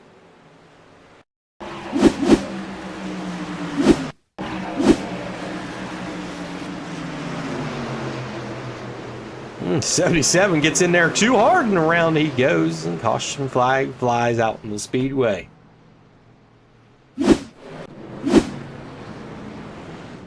We're under caution once again. Caution breeds cautions, and we're now at the halfway point of this one, and now is a great time to step away for a quick commercial break. We'll be back here at Iowa Speedway in just a few moments.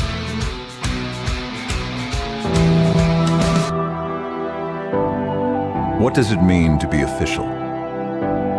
To earn the badge as a trusted source, a symbol of quality and pride.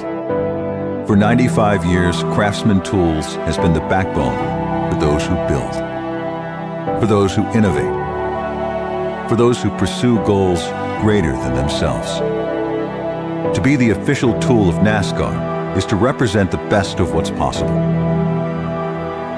For the teams, for the sport, for the future. Oh, that's a problem. Put on the brake, wheels to the left. Go, go, go, go, go, go, go, go.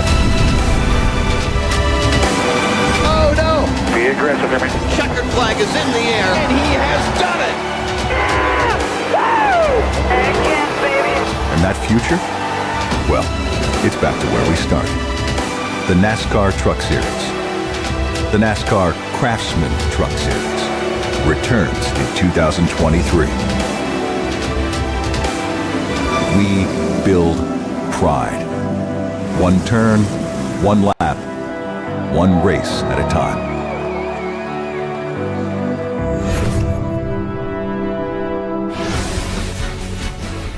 All right, back here at Iowa Speedway under caution flags for the 77, a solo spin.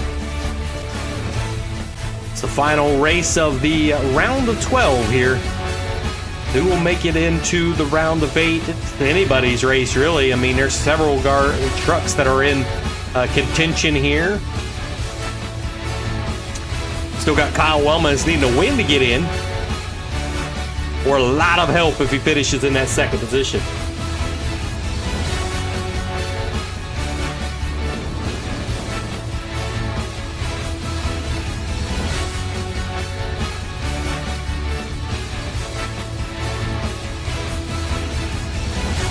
Big movers in this race. The 94 Paul Fly and Logan Coe are both up 14 spots from the drop of the green flag 102 laps ago.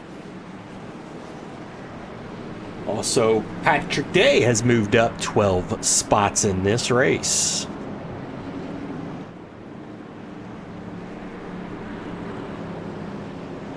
PJ Popham back there with 2 laps down. He's playoff driver with Sean Smith. Unfortunate for them. Being playoff drivers, you hope for the best world of them, but it's not happening right now.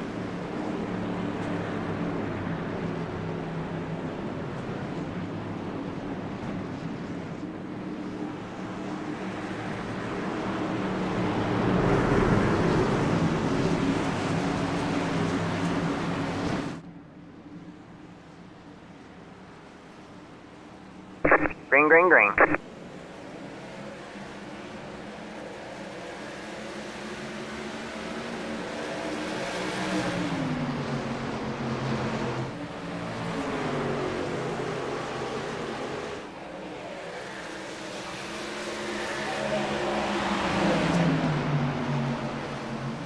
Nick Galusha led a lot of this race, and he's going towards the front. 3 wide here on the exit of 4.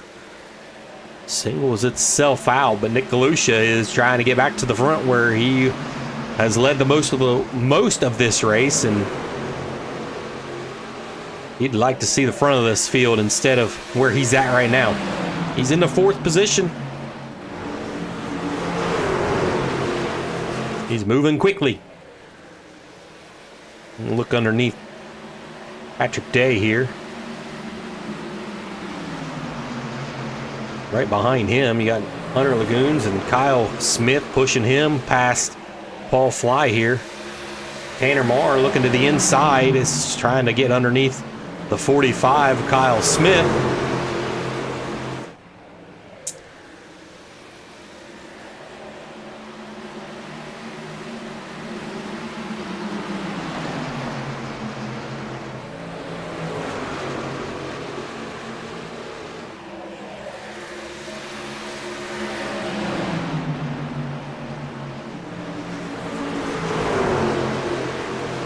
Still side by side here for the 6th position. Paul Fly there on the high side. Haven't talked a whole lot about Paul, but ran a good race. He's been pretty cautious back there. He's got a win, so no real need to push anything. Same 24.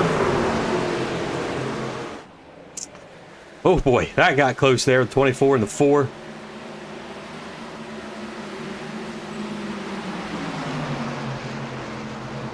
That'll make your hair stick up on your neck after something like that. That was close.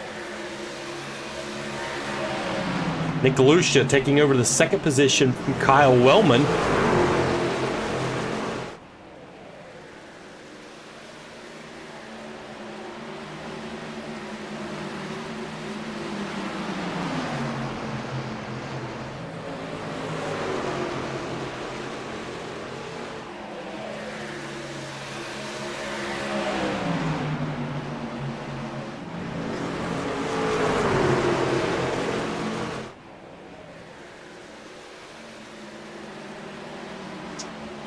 Now Nick Galusha is going to have his size set on his teammate Johnny Evans out front. Ryan Palmer looking underneath the 45.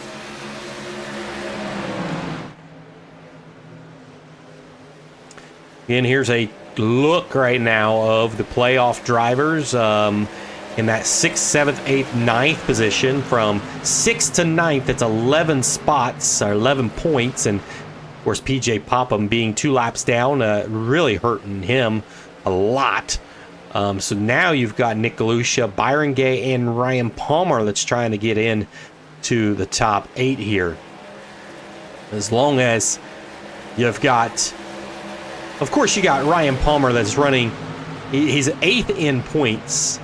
He is behind Byron Gay, but there is 7 spots right now between them two, and so that is really close. But whoever's in the 8th spot, I mean, it's hairy, because if Kyle Wellman wins this thing, or Sean Smith or Brent Butler, they would be booted out, not make it. They would drop down.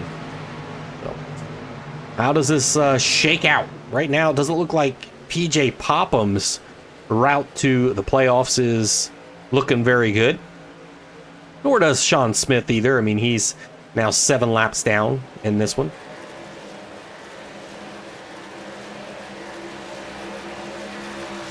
Really looking at Byron Gay, and if you're a Byron Gay fan in the 11 machine, you want to see him.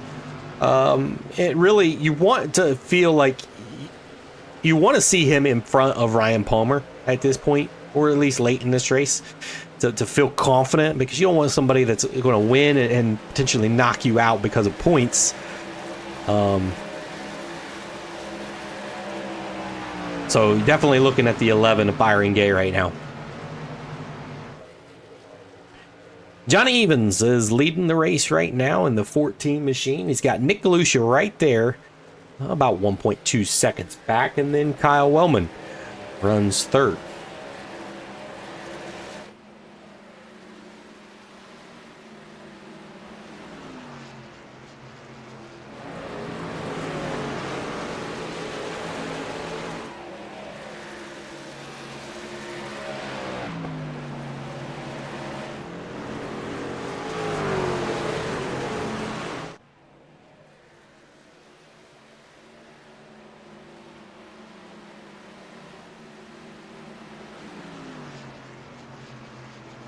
So right now, there is a 9-point gap between Nick Galusha and Byron Gay in points. And then we look at Byron Gay and Ryan Palmer, and there is just 4 points that separate those two. So 4 points. So if Kyle Wellman would win, then Byron Gay would need to at least be 4 positions better than Ryan Palmer. And Ryan Palmer running 6th right now.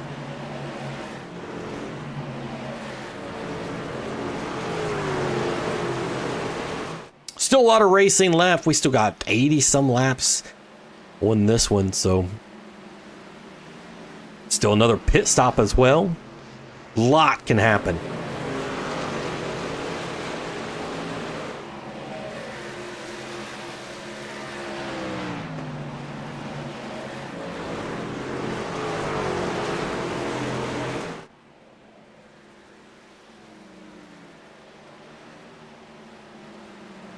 Really spread out right now.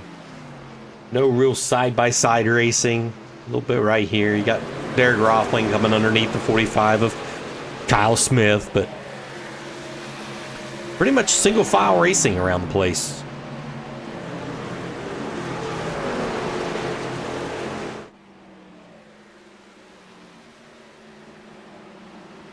Look at last lap times. 24 flat for the leader. Everybody else, 24 twos. You got Derek Roffling there, 24 flat.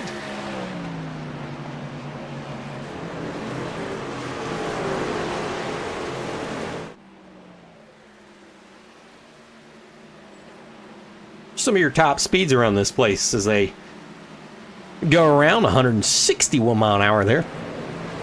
Ryan Palmer and Paul Fly.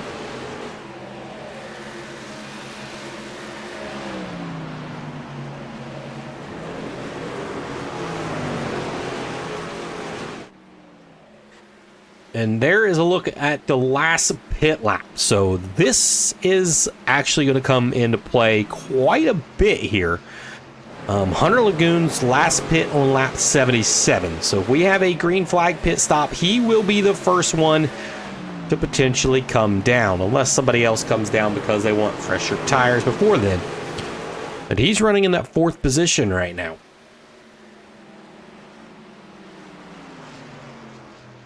Running 24 threes versus, and ahead of him, 24-1.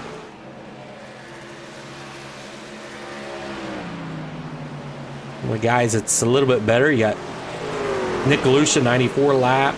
Tanner Moore on lap 94. Ryan Palmer, lap 94. Derek Roffling on lap 99. Kyle Smith, lap 94. Byron Gale on lap 94.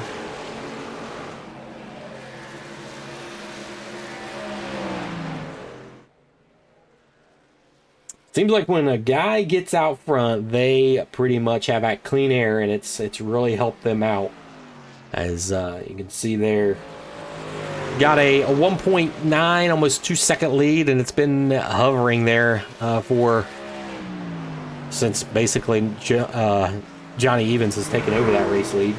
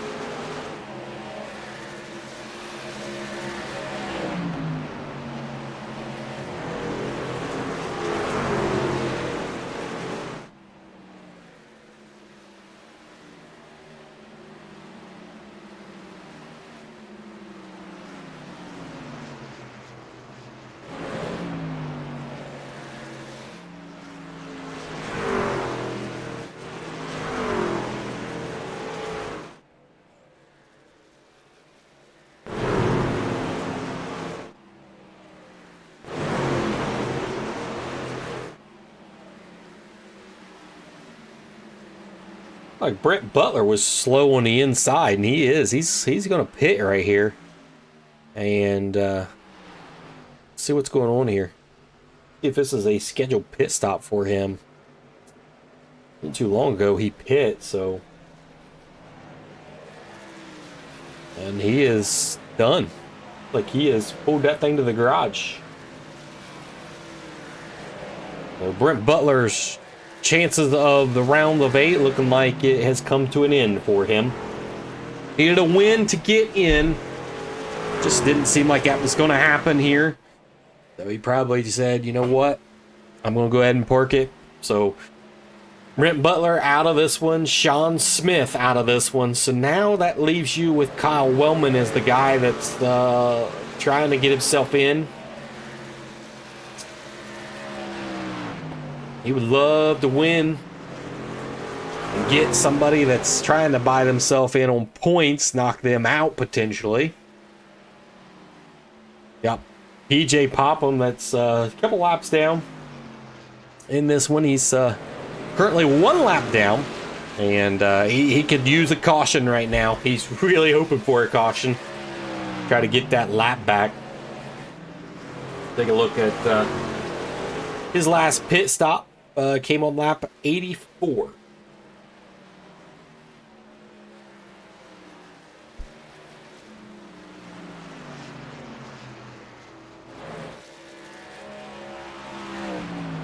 2.4 second gap now over Johnny Evans and Nick Galusha.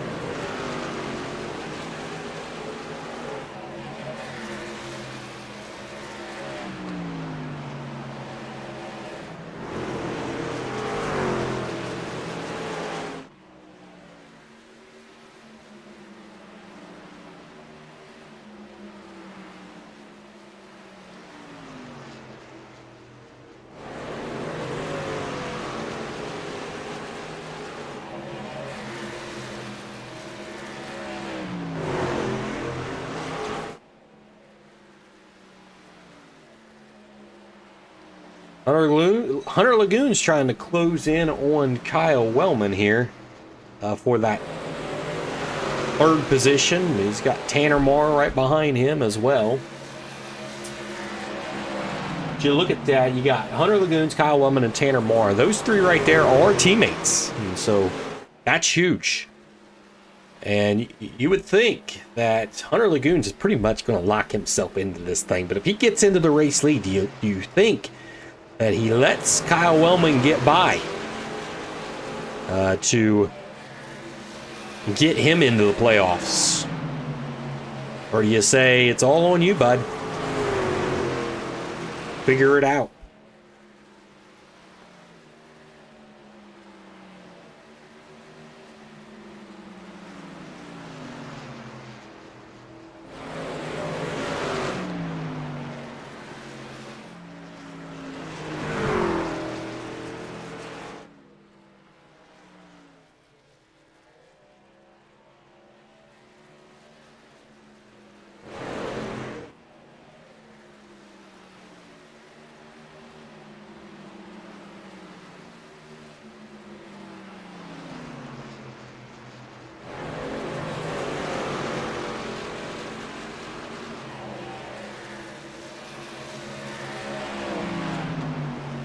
These two running right together.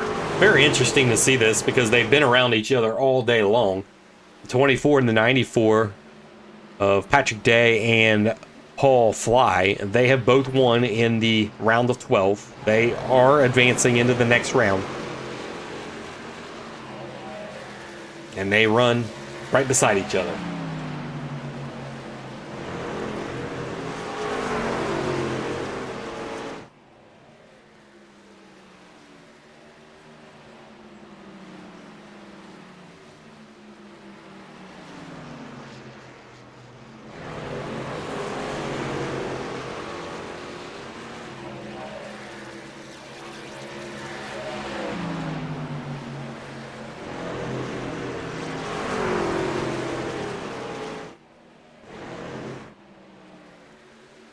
We're going to watch this race between Ryan Palmer and Byron Gay right now. Ryan Palmer 8th, Byron Gay in the 14th position. See Byron back here. About to lose another spot to Logan Coe here, and he will.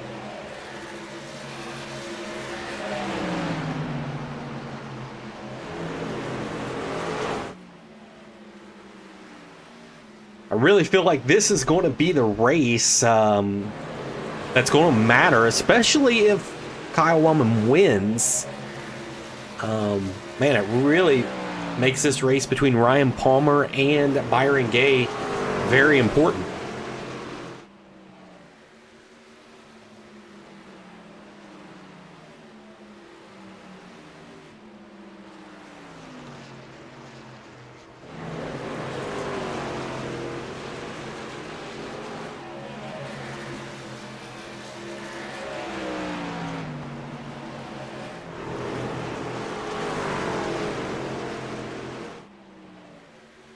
Johnny Evans is just running away with this thing up front. 3.6 seconds over Nick Galusha there. See the gap to the rest of the field. Johnny Evans has a 6-second lead over Kyle Wellman. You look all the way down into 8th. Ryan Palmer, 11 seconds. It takes 24 seconds to get around this place. So Paul Negus, Byron Gay, they're at 18 seconds down and within 6 seconds of being lapped and going a lap down, which really hurt Byron Gay a lot.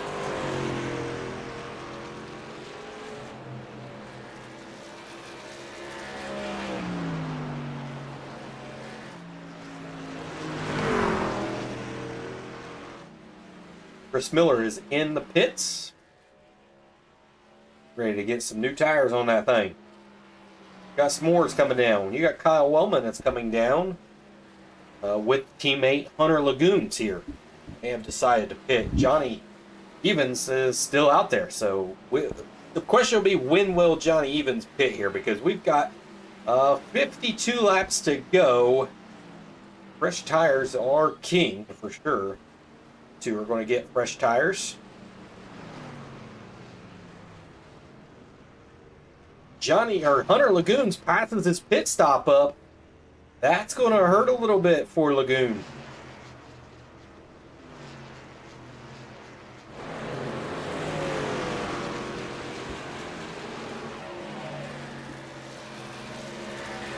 Hunter Lagoon slides through the pit box a little bit. That will be his a little bit slower pit stop than everybody else.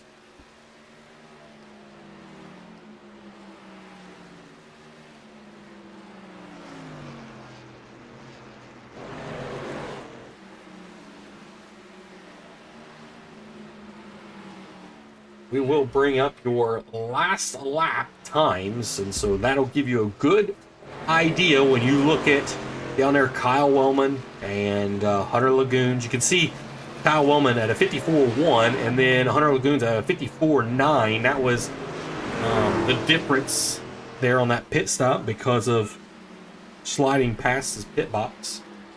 There you go. Lap time at a 23.3. That is almost 1 second faster for Hunter Lagoons in just one lap over Johnny Evans.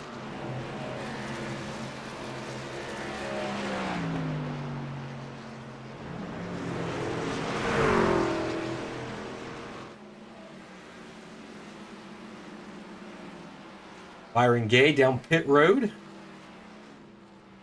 He's going to be serviced with also Nick Galusha in the pits, Kyle Smith in pits. Derek Roffling's coming down to get service done as well.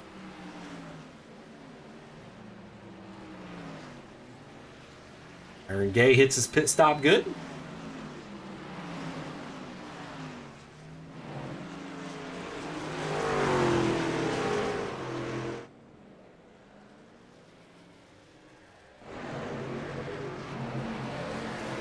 Johnny Evans turning 24.2 still out there.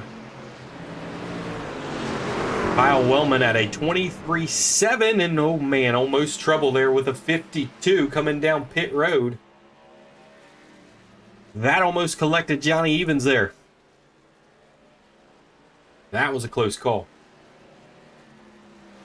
That's the exact same thing that happened to Derek Roffling. And Derek Roffling was the leader, going to take over the race lead, and something like that happened.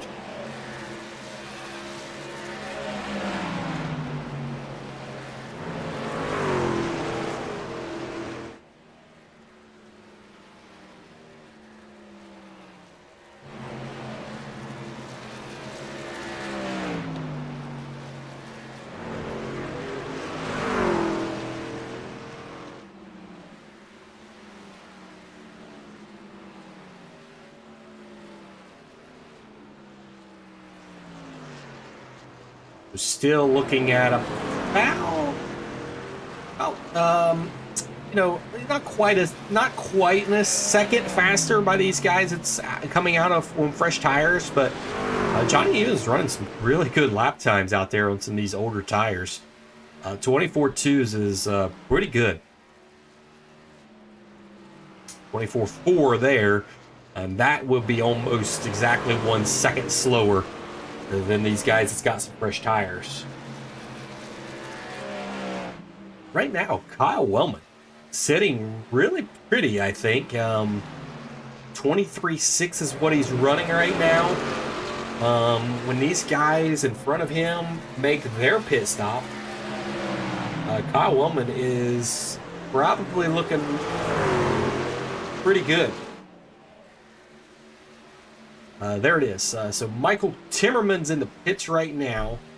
So now you're looking at it as Kyle Wellman is going to take over this race lead as this thing cycles through with 40 laps to go. Kyle Wellman going to be in the perfect spot here. The car that slid down the apron, no caution flag here. That was Paul Negus. Seems like we've been saying Paul Negus' name a lot today. He's been spinning out and having all kinds of issues. There he is, sliding to the inside, no caution flag for that single car.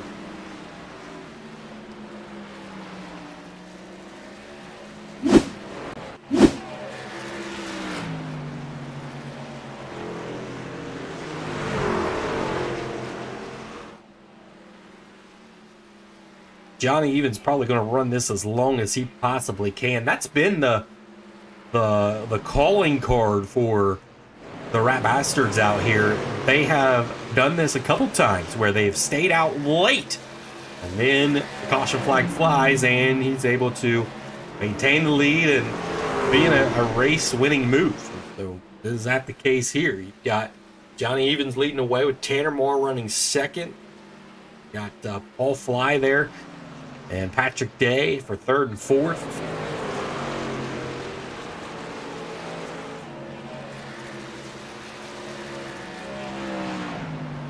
So a big time note to look at. Byron Gay had a pretty darn good pit stop. Ryan Palmer, on the other hand, did not. So there is Ryan Palmer there, scored in the 11th position. Byron Gay is right there in the 12th position. Perfect spot for the 11 if you're wanting him to move on to the playoffs. He's looking really good right now in the 12th position with Ryan Palmer running just 1 spot ahead of him. Because right now, the 42 is looking really good right now to take over this race lead when the rest of the pit stops come through. And how hard would Hunter Lagoons potentially try to take the win away from the 42? I mean, Hunter Lagoons has already kind of locked himself in here. I mean, he had to finish 20th or better. I mean, he's running 8th right now. He's going to make that happen. You're not going to finish 20th or worse whenever you've got cars that are 40 and 60 and 87 laps down past there.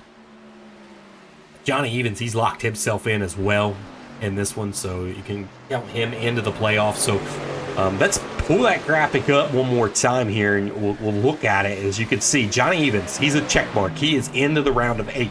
Hunter Lagoons, he is a check mark. He is into the round of 8, okay? So we know those two things. That is happening. They are making the round of 8, okay? So that's 5. We're looking for 3 more drivers. So you've got Nick Galusha, Byron Gay, Ryan Palmer, PJ Papa, okay? Those are the 3.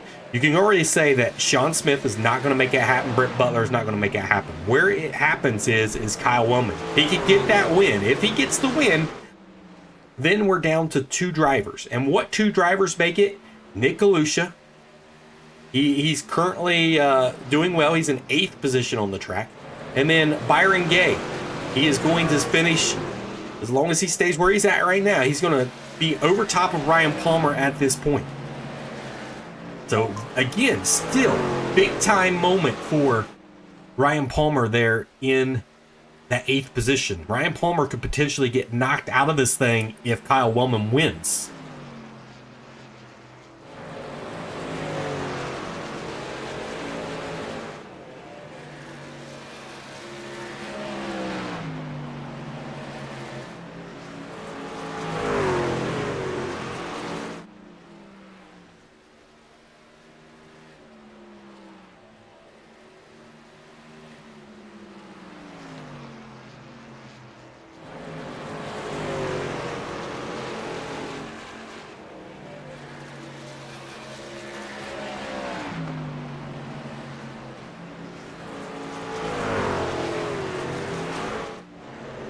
88 is out of the playoffs. He has no shot at advancing.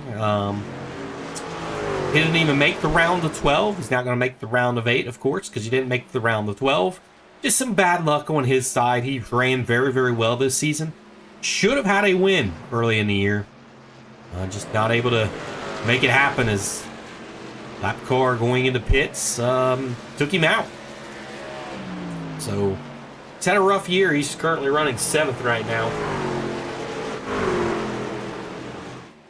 So we do have some guys that came down pit road. As you can see there, Johnny Evans was one of them. With Johnny Evans staying out onto the speedway, he is cycled through and actually not far behind the 42. So that strategy did not pay out for what we thought it was going to do. So Johnny Evans going to try to take that position back from Kyle Wellman, and he has some pressure tires, so he's going to be able to do that. There it is. Johnny Evans faster.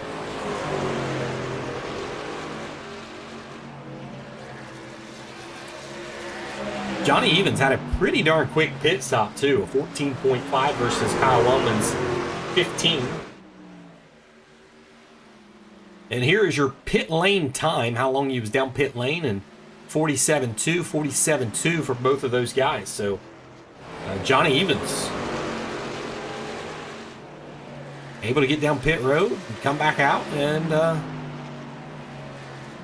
able to maintain ahead of Kyle Wellman.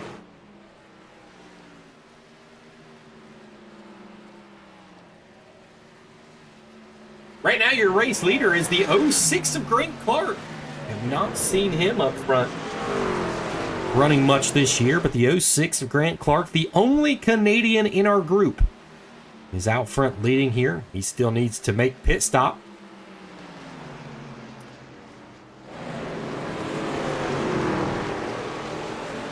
He is 8 seconds in front of your who will claim the lead, being Johnny Evans.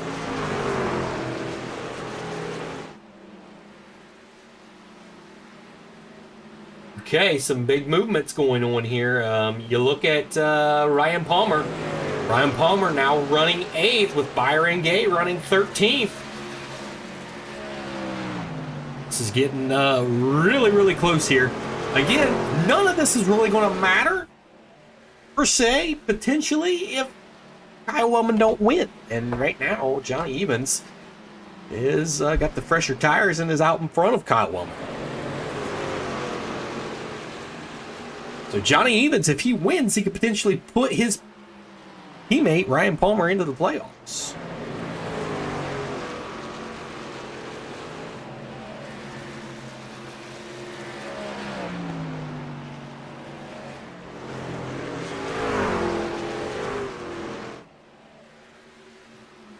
BJ Popham still one lap down there. He's still looking for a caution flag. Get his lap back. It would be the lucky dog.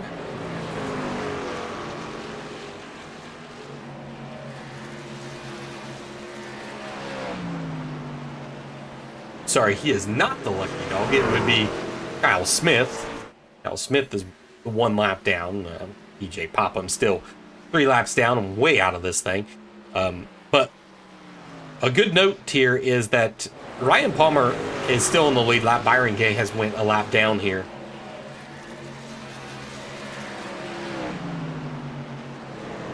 Grant Clark still leading the way here. 3.3 seconds in front of your race. Really going to be a race that Johnny Evans will take over whenever the 06 decides to pit. See how much older tires that the 06 is on. 99 laps here. From lap 99 to lap 181. Pretty old tires.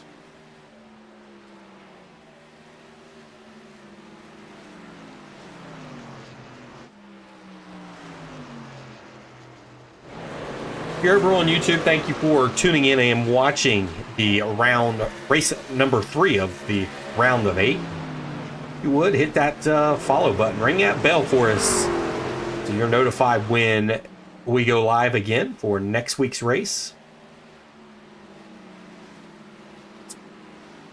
For the round of 8, the round of 8 will be 2 races, and then we will be down to the round of 4. Final 4 will battle at Phoenix for the championship and the prize pool. Someone is walking away with hard cold cash.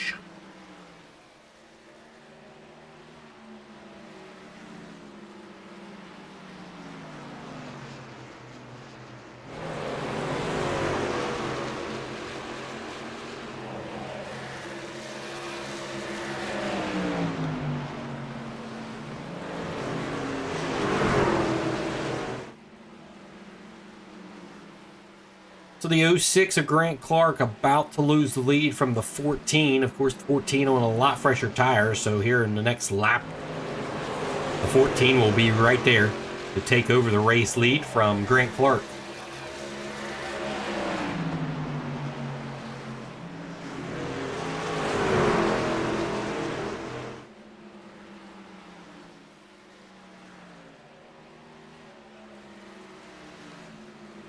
Johnny Evans will now take back the race lead. And so there's Johnny Evans exiting turn 2. There is Kyle Wellman just entering turn 1.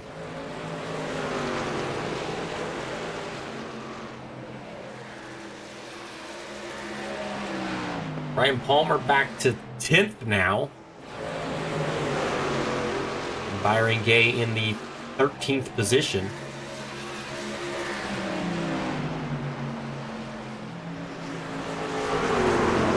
Battle going on here with Tanner Moore and Derek Rothling.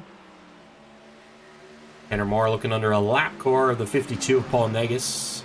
Negus has had a wild day.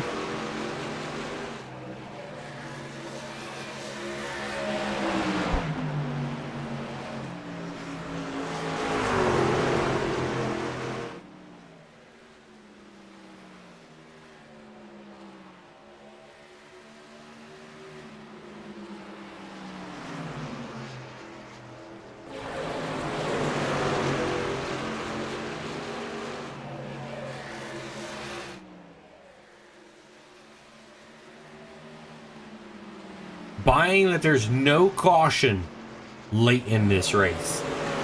But Johnny Evans is set to get victory here tonight. He's been dominant since he got the lead and has not really looked back. But Johnny Evans, Grant Clark runs second, and then Kyle Wellman runs third. Hunter Lagoons is in the 4th position.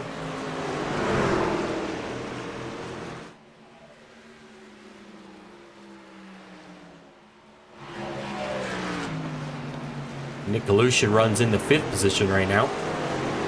Nick Galusha looked really strong early in this race, led a lot of laps, 75 laps. First 75 laps of this race was dominated by the 20 machine of Nick Galusha, but since then, he has not seen the front. Johnny Evans, his teammate, has been up there.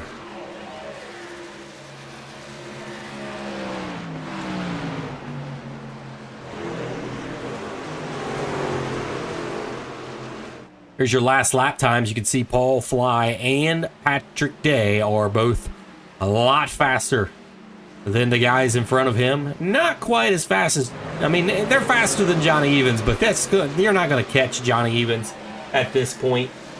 Johnny Evans has built a 12 to 13 second lead over those the rest of the guys. You would have to be knocking down over a second per lap, and that's just not happening.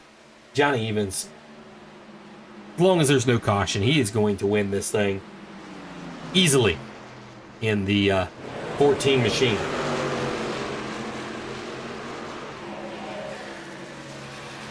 And sadly, Kyle Wellman would come up one position short tonight.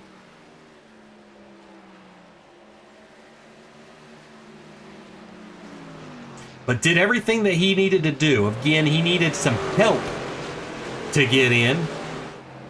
And that would have probably been Ryan Palmer. If Ryan Palmer would have potentially wrecked out of this thing, yeah, there's a chance there, but at this point, it's tough. Ryan Palmer running in the 9th position right now.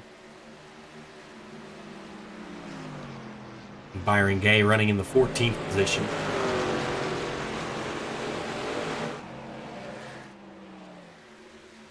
Five more laps for the 14 of Johnny Evans, and he will claim victory again this season. He's already had one. He's looking for another one in the 14.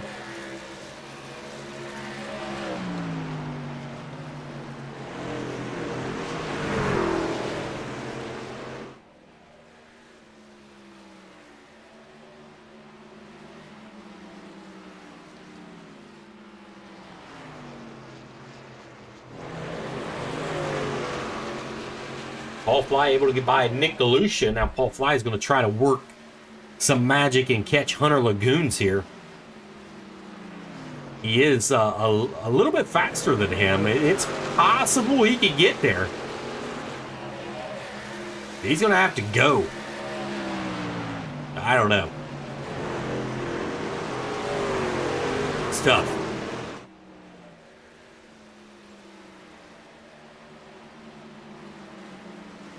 Patrick Day staying right there with the 94.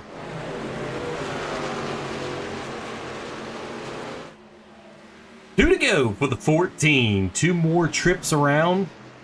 Johnny Evans. Johnny Evans is one of our higher I ratings, so you look at there, he's at a 5,700. Hunter Lagoons at a 5,100, so yes, Johnny Evans is the highest I rating in the group.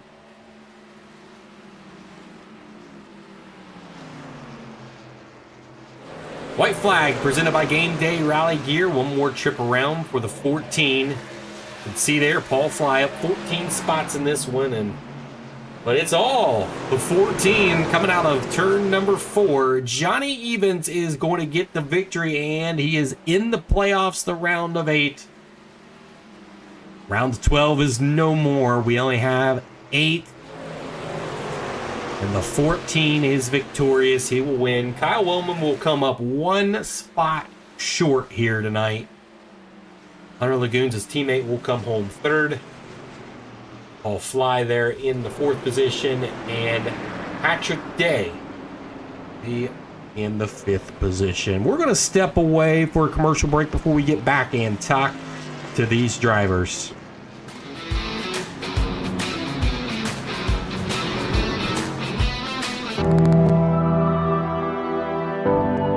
What does it mean to be official? To earn the badge as a trusted source, a symbol of quality and pride.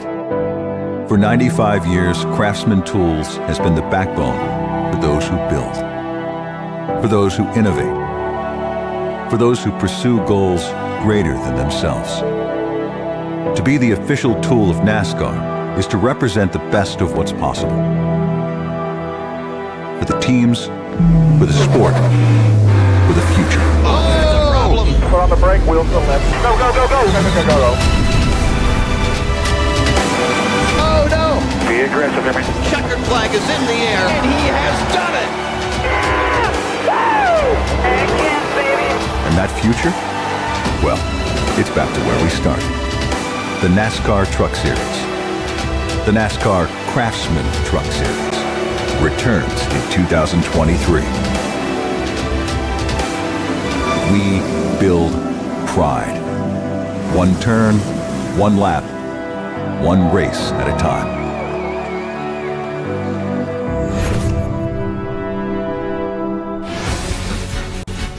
All right, welcome back, race fans. As you just seen Johnny Evans get the victory. It's his 2nd win on the year, and he has clinched himself into the playoffs. And currently, he is going to sit in the 3rd spot right now on points, going into the round of 8.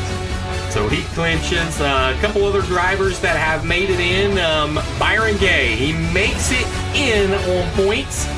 He finishes in the 8th spot. 1 point ahead of him, Ryan Palmer. He'll hold that spot for the 7th spot. 8th will be Timmy Lewis, and then Nick Lucia in the 5th spot. Hunter Lagoon's there in the 4th spot. Johnny Evans in the 3rd spot, and Paul Fly in the 2nd spot, and then Patrick Day in that number 1 spot. So we're going to get these guys and tack to them. We're going to start with your 3rd place finisher tonight. That one's going to be the 27 of Hunter Lagoons. Hunter, you had a pretty strong truck tonight. Just not enough there at the end, as about midway through this race, Johnny Evans absolutely ran away from everybody. What did he have that everybody else did? I came in early, like, I don't know what lap we had that first yellow, or not first yellow, like second yellow. I want to say it was like 80 or 90 or something like that, and I was like 85. Yeah, something like that. I don't know. I stayed out. Like, we had another few yellows, like 100, like 105, I want to say. And I should have went in, honestly. And I think it would have given me a better chance. But I got trapped a lap down after pitting early, and nothing I could really do. I just had to dig the hull back out as the night went. So. Well, another good points night for you. You come home in the 3rd position. That does set you up in the 4th position in the round of 8. So you're sitting really good right now to potentially make into the round of 4. We've got 2 more big races before we hit the round of 4. What is your mindset going into this round of 8, as we're only taking 4 to the championship? Just be consistent, honestly. Not even a win. Just stay out of the crap. Basically what I've done all season, you know. I'm not really, you know, like, I don't know how to describe it. I'm not really, if I make it, I make it. If I don't, I don't. I mean, it would be cool if I made it, but at the same time, can't complain. I had a pretty good season, so. I mean, hopefully we can end it off with a championship, but, you know, we'll see. All right, congratulations again on that 3rd place finish. Good luck to you in the playoffs in a round of 8. Yeah, thank you. And that was Hunter Lagoons. We're going to talk to your 2nd place finisher tonight, and that is the 42, Kyle Wellman. He comes up just 1 position short, and he also comes up short in the playoffs in the round of 8. Kyle, you gave it everything that you got out there. You come home in the 2nd position. In most cases, we'd say that was a good night, but for you, I'd say it was pretty frustrating. And good finish, but, you know, just wasn't ever able to get any bonus points. Just missed the pole by a little bit, and then could never get a lap lead. So it sucks, but we'll finish out the year. Hopefully, try to go get a win. We can hear the disappointment in your voice for the 42. It's definitely one that if you would have made it into the round of 8, it would have been wild to watch. Knowing my luck, I'll probably go off and win 5 races in a row now. Knowing my luck, so. Sure, the pressure's off, and that's when you get those wins. So, good luck to you the rest of the season. It's been fun watching you. Hey, we'll give it a show. We still got some receipts to cash from earlier in the year, so if you know what I mean. Absolutely.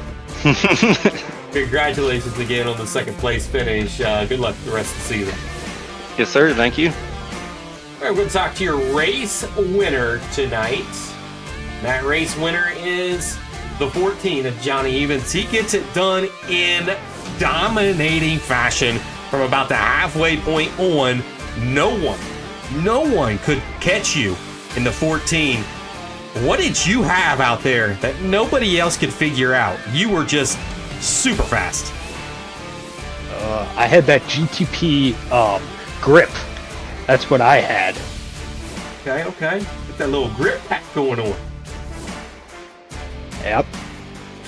So Johnny, you get the win. It's your 2nd win in the Tarmac Esports Truck Series, and right now it's showing that you will be 3rd in the round of 8. So how do you approach the round of 8 where we've only got 2 races and the top 4 move on to the championship race? Try to go out there and beat 4 other guys. because I am not good at either track. So it might be outing time for me, but I don't know about it. It's always fun talking to you, Johnny, because you're a man of little words. It's hard to get much out of you, but hey, you drive the wheels off of that thing. You got yourself 2 wins in the Tarmac Esports Truck Series, a very important one tonight. We are on our road to the championship. It's going to be wild. Congratulations on the win, and good luck in the rest of the playoffs. Thank you. Can I thank some people real quick? Absolutely. I want to thank Derek Rolfing for the first pre-race show of the playoffs for counting me out, and I want to shout out Patrick Day for counting me out for his championship pick tonight. Tonight before the race when he went, he hasn't been that good. So I just wanted to thank them Shots for fired. the extra motivation. Shots fired. I love it, Johnny. All right, we're going to talk to a couple more drivers. We're going to talk to the 11 of Byron Gay. He locks himself in. But wow, what a wild race that one was. Early on, you get turned by the 52 and have to battle back. Thoughts when that happens? Oh, I was pissed. Plain and simple. Plain and simple. I was so irate because I took right rear damage out of it and ended up costing me some on the splitter and the spoiler on the back end. So had to get damage repaired. Decided to take the full minute that we had. Went a lap down and then was praying for a caution. Finally got it. Couldn't pit, so had about 9 laps of fuel left and got lucky enough to get the second caution there. Yeah, so, I mean, that really could have spiraled in the wrong direction there, right? We made a statement there while we was live. You know, you last pitted on lap 9. You was the only car out there that was on really old tires. You chose not to pit, thinking that there was going to be another wreck there, and there was, and it was exactly what the doctor ordered, and you was able to come down and get fresh tires. How would have this race played out if that didn't happen and you would have had to pit under green flag conditions? It'd have been tough because at that point I know I have to fight PJ for position, and it ended 1 point in the standings. So with him being 2 laps down at that point, me being back on lead lap, it would have put me down 2 laps. So it would have been a battle all night at that point, but I'm glad it didn't get there. Well, that was fun. Good luck to you in the round of 8. Probably going to need a lot of luck. You only got 2 races to get there. Good luck to you.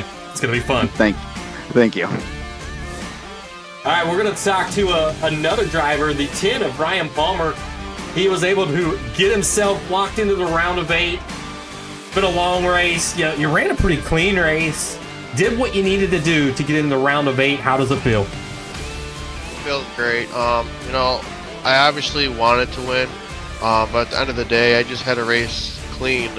And obviously, I was looking at PJ Popham, Byron Gay. We were very close in points. So, I kept asking in the chat, like, okay, where are they? Where are they? And I seen Wellman in the lead. I'm like, someone's got to pass it because if he wins, I'm out.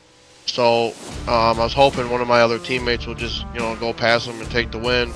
That would obviously help my case. So, and Johnny did it, so it helped. Absolutely. That was a wild scenario there. We thought that Kyle Wellman was going to be in the good there, coming in, short pitting, but ultimately Johnny Evans was just on rails tonight. No one else could even touch him. But hey, you move on to the playoffs. It's going to be wild. We got 2 more to go, and then we get to the round of 4. How do you approach this round of 8 when you're sitting towards the back of this round of 8? You're got to make some moves to get into the round of 4. Obviously, no mistakes. I mean, there's 2 races, so just kind of go out there and race a clean race. But I'm gonna aim for a win. It's gonna be very hard to gain points at this point, sitting 7th and only taking 4. So I was looking at the points. I mean, I'm sitting pretty far back, so it's pretty much win. I'm in. All right, well, congratulations making it into the round of 8. We'll see you next week as we make the push to the Final 4. All right, we're going to talk to one more driver, and that is going to be the 20 of Nick DeLucia. He has clinched himself into the playoffs, and he is your champion from last season, so he's trying to go and do it again. Now you're sitting currently showing in the 5th position in points going into the round of 8. How do you approach this round of 8? I don't know. I guess I'm just going to keep finishing good because, I don't know, it's been working out for me good lately. I missed the 2 races early, so I've just kind of been digging out of a hole the entire season. Still haven't won one. I was hoping tonight I would, but I don't know. Tires went away from me there the second and third run, and I couldn't figure it out. Absolutely. You were dominant the first 75 laps that you led of this thing. No one was touching you, and we thought, wow, this guy, he's going to go out there and he's going to win this thing. And then it went opposite on you. Johnny Evans, your teammate, just goes out and was the dominant truck there late in it. But you got yourself into the playoffs. It's the round of 8. That's all that matters. You got to make yourself to the round of 4, and from there, anything can happen.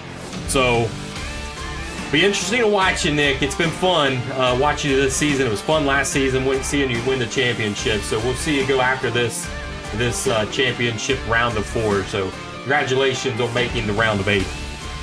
Thank you. Appreciate it.